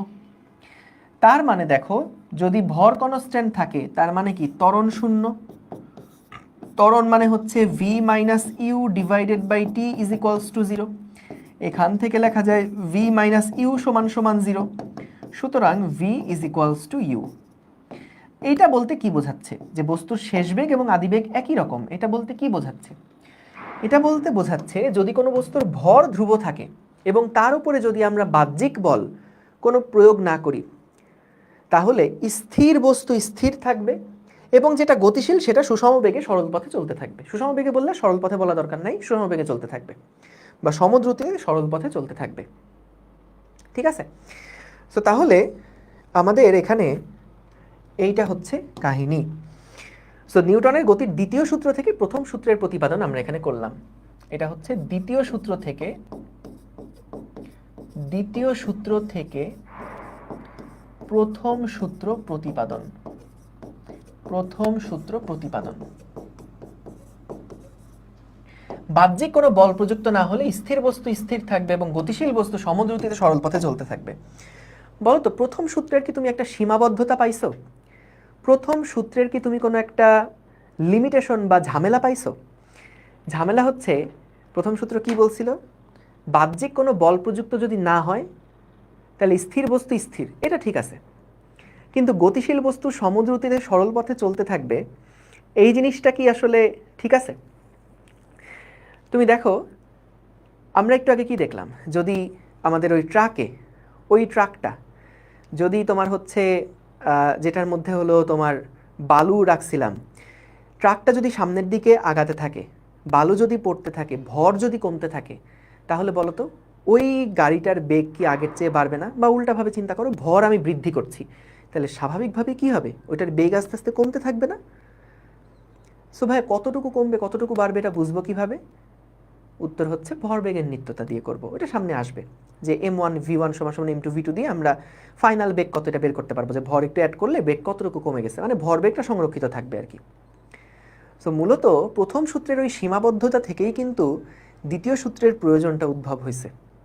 প্রথম সূত্রে যে আমরা দেখলাম যে বাহ্যিক কোনো বল প্রযুক্ত না হলে স্থির বস্তু স্থির, গতিশীল বস্তু সমদ্রুতিতে সরল পথে চলতে থাকবে, কিন্তু যদি আমাদের বাহ্যিক বল প্রযুক্ত হচ্ছে না, কিন্তু আমি উপর থেকে একটা গাড়ির ওপর ভর অ্যাড করলাম, তাহলে কিন্তু ওই গাড়িটার বেগ আস্তে আস্তে স্লো হতে থাকবে, তাহলে কি এটা সুষম দ্রুতি হইল বা সমবেগ হইল না।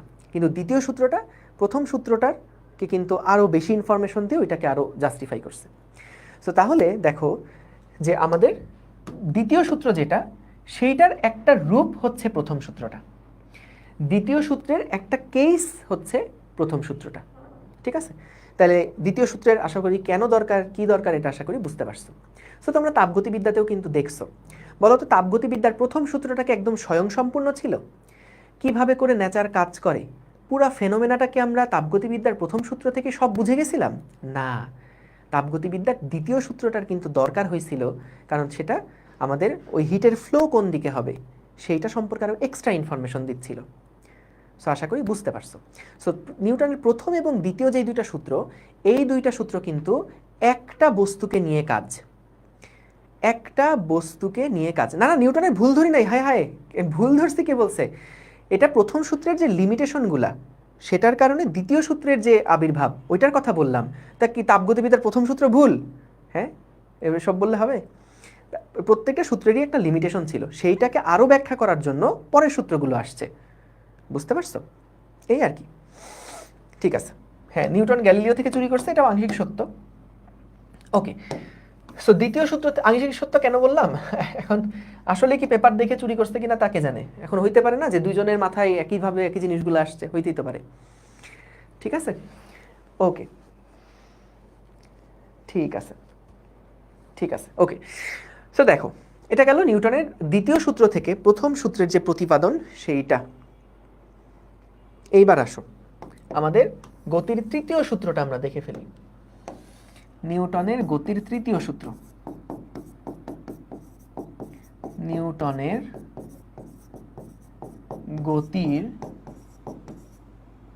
তৃতীয় সূত্র।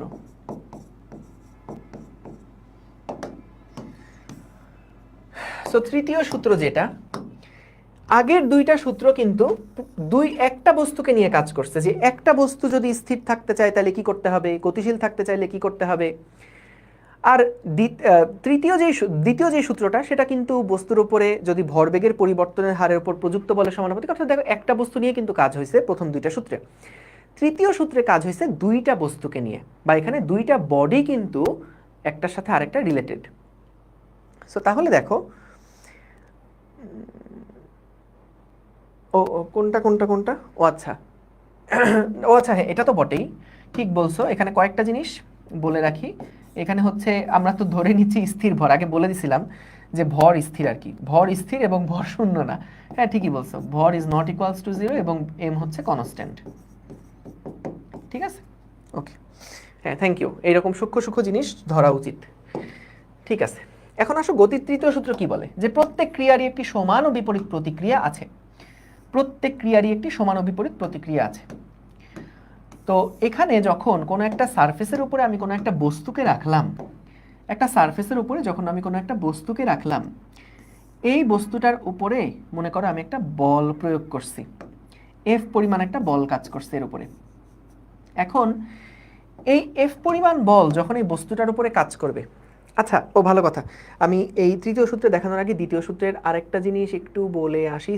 সরি, এখান থেকে যে এফ ইজিক্যালস টু এম এটা আমরা লিখছিলাম, এখান থেকে একটা জিনিস একটু দেখায় আসি। দাঁড়াও, এখান থেকে একটা ছোট্ট জিনিস, আচ্ছা পাশে এখানে লিখে ফেলি, ছোট্ট একটা জিনিস একটু দেখায় আসি, মজা পাবা। দেখো F is equals to M A, এটার এককটা কি? একক হচ্ছে, এম এর একক হচ্ছে কেজি, আর ত্বরণের একক হচ্ছে মিটার পার সেকেন্ড স্কয়ার। তো আমাদেরকে বলে 1 নিউটন বল মানে আসলে কতটুকু। মনে করো একটা সারফেসের উপরে আমরা এখানে একটা বস্তুকে রাখলাম, এই বস্তুটার উপরে আমরা একটা বল প্রয়োগ করলাম। মনে করো এই বস্তুর ভর হলো গিয়ে 1 কেজি। যে পরিমাণ বল 1 কেজি ভরের কোনো বস্তুর উপরে প্রয়োগ করলে বস্তুর ত্বরণ হবে 1 মিটার পার সেকেন্ড স্কয়ার, সেই পরিমাণ বলকে আমরা বলি 1 নিউটন। বুঝতে পারছো? 1 কেজি ভরের কোনো একটা বস্তুর উপরে যখন আমি এমন একটা বল প্রয়োগ করব, যেই বল প্রয়োগের ফলে তার ত্বরণ হয়েছে 1 মিটার পার সেকেন্ড স্কয়ার, সেই বলটাকে আমরা বলছি কত? সেই বলটাকে আমরা বলছি 1 নিউটন বল। এবং এই 1 KG metre per second square, এটাকেই আমরা কি বলি সংক্ষেপে? এটাকে আমরা বলি নিউটন। এখন এখান থেকে তো ভাইয়া 1 নিউটন মানে কতটুকু, এটা ফিল করা একটু কঠিন, কারণ আমি 1 কেজি বস্তু খুঁজে খুঁজে কই থেকে বাইর করব। তারপরে এমন একটা বল দেওয়া লাগবে যেই বলটা প্রয়োগ করলে তার 1 মিটার পার সেকেন্ড স্কয়ার ত্বরণ হবে। এটা তো আসলে কত, 1 নিউটন মানে কতটুকু? আমি যেমন একটা 1 মিটারের বা একটা লাঠি নিলে বুঝতে পারি যেটা কত মিটার দৈর্ঘ্য হইতে পারে। বা ধরো যে আমি যখন কোনো একটা বস্তুকে উঠাই, এটা কত কেজি, একটা অনুমান থাকে যে এটা কতটুকু ভর হইতে পারে। তো 1 নিউটন বল, এটা আমি অনুভব করব কিভাবে, এটা ফিল করার জায়গাটা কি? সো এটা ফিল করা যায় এভাবে, তুমি মনে করো 100 গ্রাম ভরের কোনো একটা বস্তুকে তুমি ধরলা। 100 গ্রাম ভরের কি হইতে পারে? 100 গ্রাম ভরের ধরো যে কোনো একটা তোমার হালিম মিক্স, বা ধরো একটা যে কোনো মশলার একটা প্যাকেট নিলা, 100 গ্রামের একটা মশলা নিলা। সো 100 গ্রামের একটা মশলার প্যাকেট তুমি যদি হাতের উপর রাখো, তাইলে ওইটা তোমার যতটুকু বল প্রয়োগ করতেছে, ওই মশলাটা তোমার হাতের উপরে যতটুকু বল প্রয়োগ করতেছে, 100 গ্রামের একটা গুঁড়া মশলার প্যাকেট, সেটা যতটুকু তোমার হাতে বল প্রয়োগ করতেছে, ওইটাই আসলে 1 নিউটনের কাছাকাছি। ওইটাই আসলে 1 নিউটনের কাছাকাছি। কারণ দেখো, আমরা F is equals to M G তো জানি। এখন এম এর মান যদি 100 গ্রাম হয় মানে কত, 0.1 কেজি না? এবং জি এর মান যদি 9.8 হয়, তাহলে দেখো এটা হিসাব করলে কাছাকাছি 0.98, তো এটা প্রায় 1 নিউটন। তো তার মানে তুমি আজকেই বাসায় এটা টেস্ট করো যে 1 নিউটন মানে আসলে কতটুকু ভর, কতটুকু মানে ভার বা ওজন, বা 1 নিউটন বল মানে কতটুকু। সো এটার সাথে তুমি তখন ধরো মুখে একটা ঘুষি মারলা, ঘুষি মেরে দেখতে পারলা যে আচ্ছা ওইটা ছিল 1 নিউটন, এটা তার তুলনায় 10 গুণ, তাহলে 10 নিউটনে ঘুষি মারছি। ঠিক আছে, এই আর কি। সো দেখো, আমরা এখান থেকে যেটা বলতেছিলাম আর কি, যে নিউটনের গতির তৃতীয় সূত্র। সো আমাদের তৃতীয় সূত্র যেটা বলে প্রত্যেক ক্রিয়ারই একটি সমান ও বিপরীত প্রতিক্রিয়া আছে। প্রত্যেক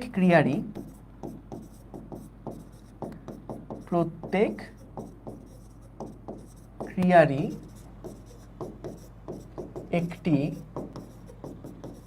সমান ও বিপরীত প্রতিক্রিয়া আছে। একদম সহজ।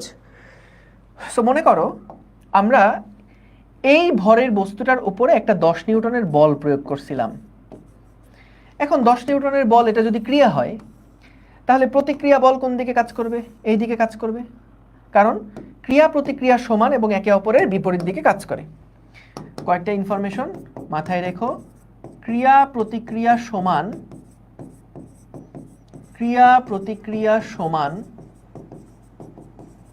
এবং একে অপরের বিপরীত দিকে কাজ করে। একে অপরের বিপরীত দিকে কাজ করে। ক্রিয়া প্রতিক্রিয়া সমান এবং একে অপরের বিপরীত দিকে কাজ করে। তো তুমি যখন এই বস্তুটার উপর একটা এফ পরিমাণ 10 নিউটন একটা বল প্রয়োগ করলা, তখন এটা যদি ক্রিয়া হয়, প্রতিক্রিয়া বলটা তার উল্টা দিকে কাজ করবে। এখন কথা হচ্ছে, বলো তো সিম্পলি, এই যে আমার হাতে ক্যালকুলেটর আছে, যদি আমরা এই ইয়াটার উপরে ধরো এই ক্যালকুলেটরের উপরে ডান দিকেও আমি 10 নিউটন বল প্রয়োগ করলাম, বাম দিকেও আমি 10 নিউটন বল প্রয়োগ করলাম, তাহলে বলো তো এই বস্তুটা কি নড়বে কখনো? দুই দিকে যদি সমান সমান বল প্রয়োগ করি, অর্থাৎ নেট ফোর্স যদি শূন্য হয়, তাহলে কি বস্তুটার কোনো নড়চড় হবে? বস্তুটা কি কোনো নড়াচড়া করবে? করবে না। কারণ সমান এবং বিপরীত যদি হয় মানে তাহলে নেট ফোর্সটা হয়ে যায় তো শূন্য। তো যখন নেট ফোর্স শূন্য হয়ে যায় তখন কিন্তু বস্তুটা নড়বে না। সো তাহলে নিউটনের তৃতীয় সূত্রটা কি বলে দেখো। কোনো একটা বস্তুর উপরে যে টোটাল প্রত্যেক ক্রিয়ায় সমান ও বিপরীত প্রতিক্রিয়া আছে, তাহলে আমি যদি এই বস্তুর উপরে একটা 10 নিউটন বল দেই, তাহলে এর প্রতিক্রিয়া বল কি 10 নিউটন বিপরীত দিকে কাজ করছে। তাহলে যদি এই বস্তুর উপরেই দুইটা বল কাজ করে, তাহলে কি এই বস্তু নড়বে? নড়বে না। এখন বলতে পারো ভাই আপনি অল্প বল দিচ্ছেন বলে হয়তো নড়তেছে না, কিন্তু একটা কাজ করো তো, এখানে যদি তুমি 100 নিউটন বল দাও ক্রিয়া, মনে করতে পারো হ্যাঁ এইবার হয়তো নড়বে, কিন্তু দেখো থিওরিটিক্যালি তাহলে প্রতিক্রিয়া বলো কত? প্রতিক্রিয়া বলো তো 100। তাহলে এই 100 বস্তুর উপরে যদি দুইটা বল কাজ করে, তাহলে তো এর কখনোই নড়ার কথা না। তাহলে আমি যে এই বস্তুটাকে ধাক্কা দিলাম, ধাক্কা দিলে তো এর কখনোই নড়ার কথা না। এই বস্তুটাকে যে ধাক্কা দিলাম, এটা কখনো নড়ার কথা না, কিন্তু নড়তেছে তো। সো এইখানে মূল কাহিনী হচ্ছে, বড় একটা মিসকনসেপশন আমাদের আছে, সেটা হলো, একটু লিখে রাখো, ক্রিয়া প্রতিক্রিয়া কখনোই একই বস্তুর উপরে কাজ করে না। ক্রিয়া প্রতিক্রিয়া যুগল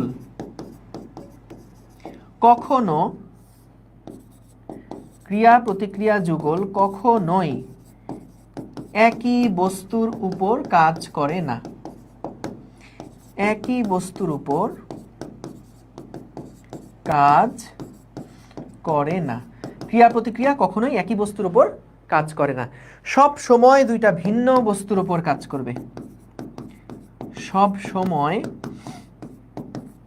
দুটি ভিন্ন বস্তুর উপর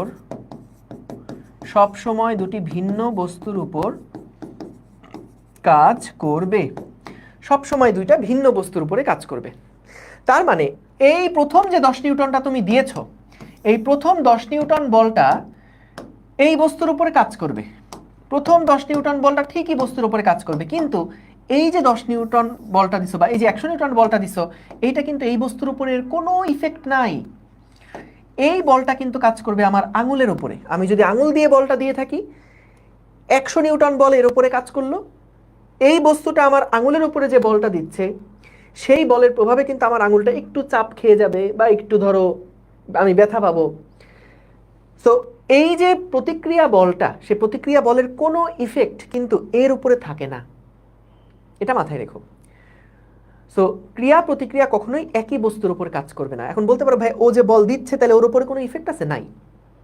কথা হচ্ছে এই বস্তুর উপরে আমি বল দিছি, ওর উপরে একটা বল কাজ করছে, আর এই বস্তুটা প্রতিক্রিয়া হিসেবে আমার উপরে আরেকটা বল প্রয়োগ করছে। সো এই বলটার কোনো ইফেক্ট এর উপর থাকবে না। এই বলটার প্রভাবে আমার হাতে একটু আঙুলটা চাপ খেয়ে যাবে, একটু আঙুলটা ভত্তা হয়ে যাবে। বুঝতে পারছো? সেটা মাথায় রেখো, ক্রিয়া প্রতিক্রিয়া কখনোই একই বস্তুর উপর কাজ করে না, সব সময় দুইটা ভিন্ন বস্তুর উপরে কাজ করবে। এখন তোমাদের জন্য একটা অবজেক্টিভ, মনে করো এখানে একটা বড় ভর আছে, এবং এই বড় ভরটার মধ্যে আমরা মনে করো 50 কুলম্ব চার্জ রাখলাম, ঠিক আছে? এবং এখানে একটা ছোট্ট ভর আছে, ছোট্ট ভর হলো স্মল এম। এই স্মল এম এর উপরে আমরা -20 কুলম্বের একটা চার্জ রাখলাম। বলো তো এইখানে কোন বস্তুটার উপরে প্রযুক্ত বল বেশি হবে, কোন বস্তুটার উপরে প্রযুক্ত বল কম হবে? এখানে কিন্তু দুই রকমের বলই আছে। একটা হলো এম এবং এম, তারা যদি পরস্পর ডি দূরত্বে থাকে, এরা যদি পরস্পর ডি দূরত্বে থাকে, তাহলে তাদের মধ্যে একটা মহাকর্ষ বল আছে, আকর্ষণ বল। এবং এই একটা চার্জ আর এই একটা চার্জ, এই দুইটা চার্জ থাকার ফলে কি হবে? একটা স্থির বৈদ্যুতিক আকর্ষণ বল বা একটা কুলম্ব ফোর্সও কিন্তু কাজ করবে। তাহলে আমাদের কাছে প্রশ্ন, কোন বস্তুটার উপরে প্রযুক্ত বলটা বেশি? কোন বস্তুর উপরে প্রযুক্ত বলটা বেশি? 50 কুলম্ব ক্যাপিটাল এম এর উপরে নাকি স্মল এম এর উপরে? কোন বস্তুর উপরে প্রযুক্ত বলটা বেশি? বলতো কোন বস্তুটার উপরে প্রযুক্ত বল বেশি?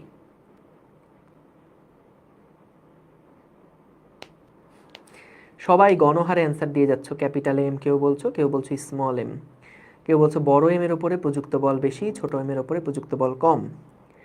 রিফাতের অ্যান্সার আমি প্রথম দেখলাম, আলফাফার উত্তরও দেখলাম, হাসিবুলের উত্তরও দেখলাম সমান, ইব্রাহিম কাইফ সমান। সমান সমান বল কাজ করবে, কারণ এই বলগুলোও কিন্তু ক্রিয়া প্রতিক্রিয়া বলের মতন।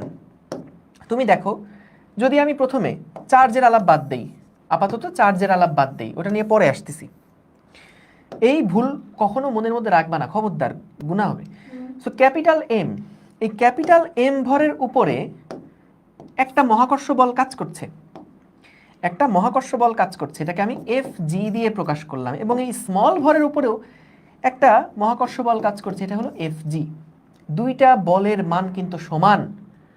সো এটার ভর বেশি বলে ওর ত্বরণ কম হবে, এটার ভর কম বলে ওর ত্বরণ বেশি হবে, সেটা ডিফারেন্ট। কিন্তু এই যে পরস্পর পরস্পরকে সমান বলে আকর্ষণ করে, এই এফ এর মান কিন্তু পরস্পর সেম। কারণ দেখো এই এফ সমান সমান কি ছিল? G into capital M into small M divided by D square.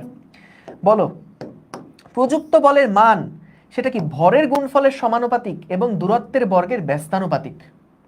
তাহলে এই প্রযুক্ত বলের মানটা কিন্তু তাদের ভরের উপর নির্ভর করছে, দূরত্বের উপর নির্ভর করছে। কিন্তু যেই বলটা তুমি হিসাব করলা, সেই বলটা দুইটা ভরের উপরেই সমানে সমানে কাজ করছে। এর উপরে প্রযুক্ত বল যা, এর উপরে প্রযুক্ত বল তাই, কিন্তু ওর ত্বরণটা হবে বেশি, কারণ ওর ভর কম। হালকা বস্তুর উপরে যদি বল প্রয়োগ করে তাহলে ত্বরণ বেশি হবে না? সো তাহলে এটা সেম। একই কাহিনী আমাদের কুলম্ব ফোর্সের বেলাতেও সত্য। কুলম্ব ফোর্সের ক্ষেত্রে কি হয়? কে ইন্টু মানে 1/4πε0 Q1 Q2 ডিভাইডেড বাই কি ডি স্কোয়ার না? সো এইখানেও একইভাবে আমাদের যে কুলম্ব ফোর্স, কুলম্ব যে আকর্ষণ বলটা, সেই আকর্ষণ বলটাও কিন্তু সেম টু সেম হবে, কুলম্ব ফোর্সটাও সেম টু সেম হবে। এই বুঝতে পারছো?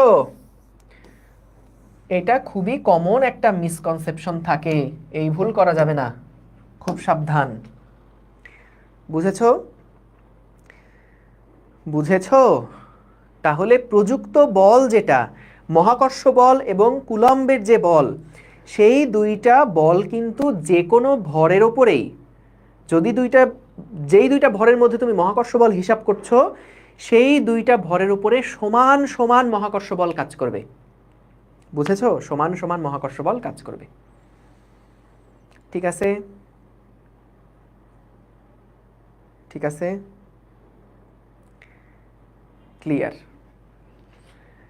ওকে, ঠিক আছে,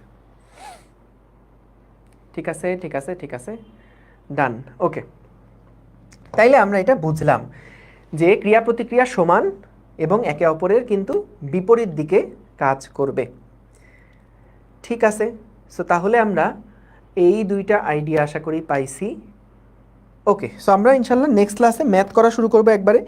আমি একটু চেক করে নেই আর কোনো থিওরির উপকরণ কি বাদ গেছে কি না। না, মোটামুটি আমাদের এগুলা কাভার্ড। ঠিক আছে, ঠিক আছে। এখন দেখো একটা জিনিস একটু বলে রাখি, সেটা হচ্ছে প্রশ্ন আসলে কিভাবে আসে। প্রশ্ন আসলে কিভাবে আসে একটু জেনে রাখো। আগের অধ্যায়গুলোর সাথে একটু লিঙ্ক করে কিভাবে আসে দেখো। আমাদেরকে বলতে পারে, ধরো এখানে একটা বস্তু রাখা আছে, এই বস্তুটার উপরে একটা F1 বল কাজ করছে। তারপরে মনে করো ওই একই বস্তু, এই একই বস্তু, হ্যাঁ, এই একই বস্তুর উপরে এই দিকে আমাদের একটা F2 বল কাজ করছে। তাহলে আমাদেরকে জিজ্ঞেস করে বস্তুটার উপরে নেট ত্বরণ কত, বস্তুটার উপরে নেট ত্বরণ কত। তাহলে বলো তো এই F1 বলের জন্য আমাদের বস্তুর কি একটা ত্বরণ থাকবে না, A1। এই F2 যদি বল আলাদাভাবে কাজ করতো তাহলে কিন্তু তার উপরে একটা A2 ত্বরণ কাজ করত। তাহলে যদি দুইটা বল একই মুহূর্তে একই সাথে কাজ করে তাহলে আমাদের নেট বল কত হবে, এই দুইটা বলকে যোগ করেই আমরা কিন্তু নেট ফোর্স পাবো। এই দুইটা বলকে যদি আমরা যোগ করি, এই দুইটা বলকে যদি আমরা যোগ করি তাহলে কিন্তু নেট ফোর্স পাবো। এই নেট ফোর্স সমান সমান কি লেখা যাবে, MA1 প্লাস MA2, অর্থাৎ F নেট এইটা সমান সমান M ইন্টু A নেট। এটা যে আমরা লিখলাম, খেয়াল রেখো এই F নেট মানে কি, এই দুইটা বলের লব্ধি করে আমরা যেটা পাইছি সেটাই হলো F নেট। আর A নেট কোনটা জানো, A নেট হচ্ছে বস্তু যে ত্বরণে চলছে, বস্তু যেই ত্বরণে তুমি চলতে দেখবা সেটাই হচ্ছে আমরা এইখানে বসাই। অর্থাৎ F1 এর জন্য একটা A1 ত্বরণ হতো, F2 এর জন্য একটা A2 ত্বরণ হতো। নেট যে A ত্বরণটা, A নেট যে ত্বরণটা, এই A নেট ত্বরণটা হচ্ছে ফাইনালি বস্তুটা যেই ত্বরণে চলছে। বুঝতে পারছো, ফাইনালি বস্তুটা যেই ত্বরণে চলছে। সো আমাদের এরকম হতে পারে যে কোনো একটা বস্তু 2 মিটার পার সেকেন্ড স্কোয়ার ত্বরণে চলছে। সো যেই ত্বরণে চলছে বলে দিবে, যেটা প্র্যাকটিক্যালি হচ্ছে, যেই ত্বরণটা সে নিজে এক্সপিরিয়েন্স করতেছে বা বস্তুটা এক্সপিরিয়েন্স করতেছে, ওইটাই হলো এ নেটের জায়গায় বসবে। সো এটা F1 এর জন্য প্রযুক্ত ত্বরণও না, F2 এর জন্য প্রযুক্ত ত্বরণও না, এটা হলো ফাইনাল ত্বরণটা, লব্ধি ত্বরণটা। এবং এখানে F যেটা, সেই Fটাও হচ্ছে লব্ধি বল যেটা, সেইটা। ঠিক আছে, এবং আরেকটা জিনিস, ঠিক আছে, আচ্ছা এটা একটু লাইনটা একটু লিখে দেই, একটু লিখে রাখো যে অনেকগুলো বল বস্তুর উপরে কাজ করলেও, অনেকগুলো বল বস্তুর উপরে কাজ করলেও, অনেকগুলো বল বস্তুর উপরে কাজ করলেও বস্তু ফাইনালি যে ত্বরণে চলবে, বস্তু ফাইনালি যে ত্বরণে চলবে সেটাই এ নট, সেটাই এ নেট। ঠিক আছে, সেটাই হচ্ছে এ নেট। ওকে, এবং দেখো প্রশ্ন যেই জায়গা থেকে আসতে পারে, বলো তো ভাইয়া এফ সমান সমান কি এম এ দেখছো না? তার মানে তুমি আগের অধ্যায়গুলোতে যতভাবে এ বের করা শিখছো, যতভাবে এ বের করা শিখছো, ওই প্রশ্নগুলোর সাথে আমাদের জাস্ট আরেকটা প্রশ্ন অ্যাড করে দিতে পারে, আর কিচ্ছু না। ঠিক আছে, সো দেখো আমাদের কখনো বলতে পারে ত্বরণটা যদি সরাসরি বলে দেয় তাহলে তো এম দিয়ে গুণ দিলে এফ বের হয়েই গেল, কিন্তু মনে করো ত্বরণটা সরাসরি বলে দেয় নাই, আমাদেরকে ধরো এই সমীকরণের মাধ্যমে আমাদের এমন কিছু বলে দিছে যে শেষ বেগ জানো, আদি বেগ জানো, সময় জানো, ত্বরণটাকে বের করে, এখান থেকে ত্বরণটা বের করে তারপরে তোমাকে দেখা যাবে এই সূত্রের মধ্যে বসায়ে এফ এর মানটা বের করতে হবে। আবার এরকমও হতে পারে কোনো কোনো ম্যাথ আমরা দেখবো যেখানে ভি স্কোয়ার সমান ইউ স্কোয়ার প্লাস 2as, এই সূত্র থেকে আমাদেরকে আগে ত্বরণটা বের করতে হবে, তারপরে আমরা এম এর জায়গায় বসায় প্রযুক্ত বল এফ বের করব। আবার কখন এরকমও দেখবা S is equals to UT plus half AT square, এই সূত্রটা ব্যবহার করে আমাদের আগে ত্বরণ বের করা লাগবে এবং ওই ত্বরণটাকে এখানে বসায় আমাদের এফ এর মানটা বের করতে হবে। সো ম্যাথ মূলত তুমি দেখবা প্রথম দিকের আমরা যে সমস্ত ম্যাথগুলো দেখব সেগুলাতে এইরকম একটা কাহিনী কিন্তু দেখবা, বুঝতে পারছো? সো এই ধরনের প্রত্যেকটা ম্যাথেই কাহিনী হবে এটাই যে আমাদের ত্বরণটা যদি সরাসরি দেওয়া থাকে তাহলে তো এম এর সাথে গুণ করলে এফ বের হয়েই গেল, কিন্তু যদি সরাসরি দেওয়া না থাকে তাহলে আমাদেরকে এই সূত্রগুলোর সাহায্যে ত্বরণটা বের করে সেই ত্বরণটা এখানে বসিয়ে তারপরে এফ এর মানটা বের করতে হবে। ঠিক আছে? ওকে, ঠিক আছে, তাহলে আমরা এখানে আজকে শেষ করছি। থ্যাংক ইউ সবাইকে। তোমাদের যাদের যা কনফিউশন আছে আমি এখন একটা পোস্ট দিচ্ছি, ওই পোস্টের নিচে কমেন্টে জানাও, আমি নিজে রিপ্লাই দিব। ঠিক আছে, থ্যাংক ইউ সবাইকে, দেখা হবে ইনশাল্লাহ আগামী পরশু দিন। সো এই ক্লাসটা এখনই একবার প্লিজ রিভিশন দাও, আর নেক্সট ক্লাস হওয়ার আগে আরেকবার রিভিশন দিয়ে এসো। থ্যাংক ইউ, আসসালামু আলাইকুম, আল্লাহ হাফিজ।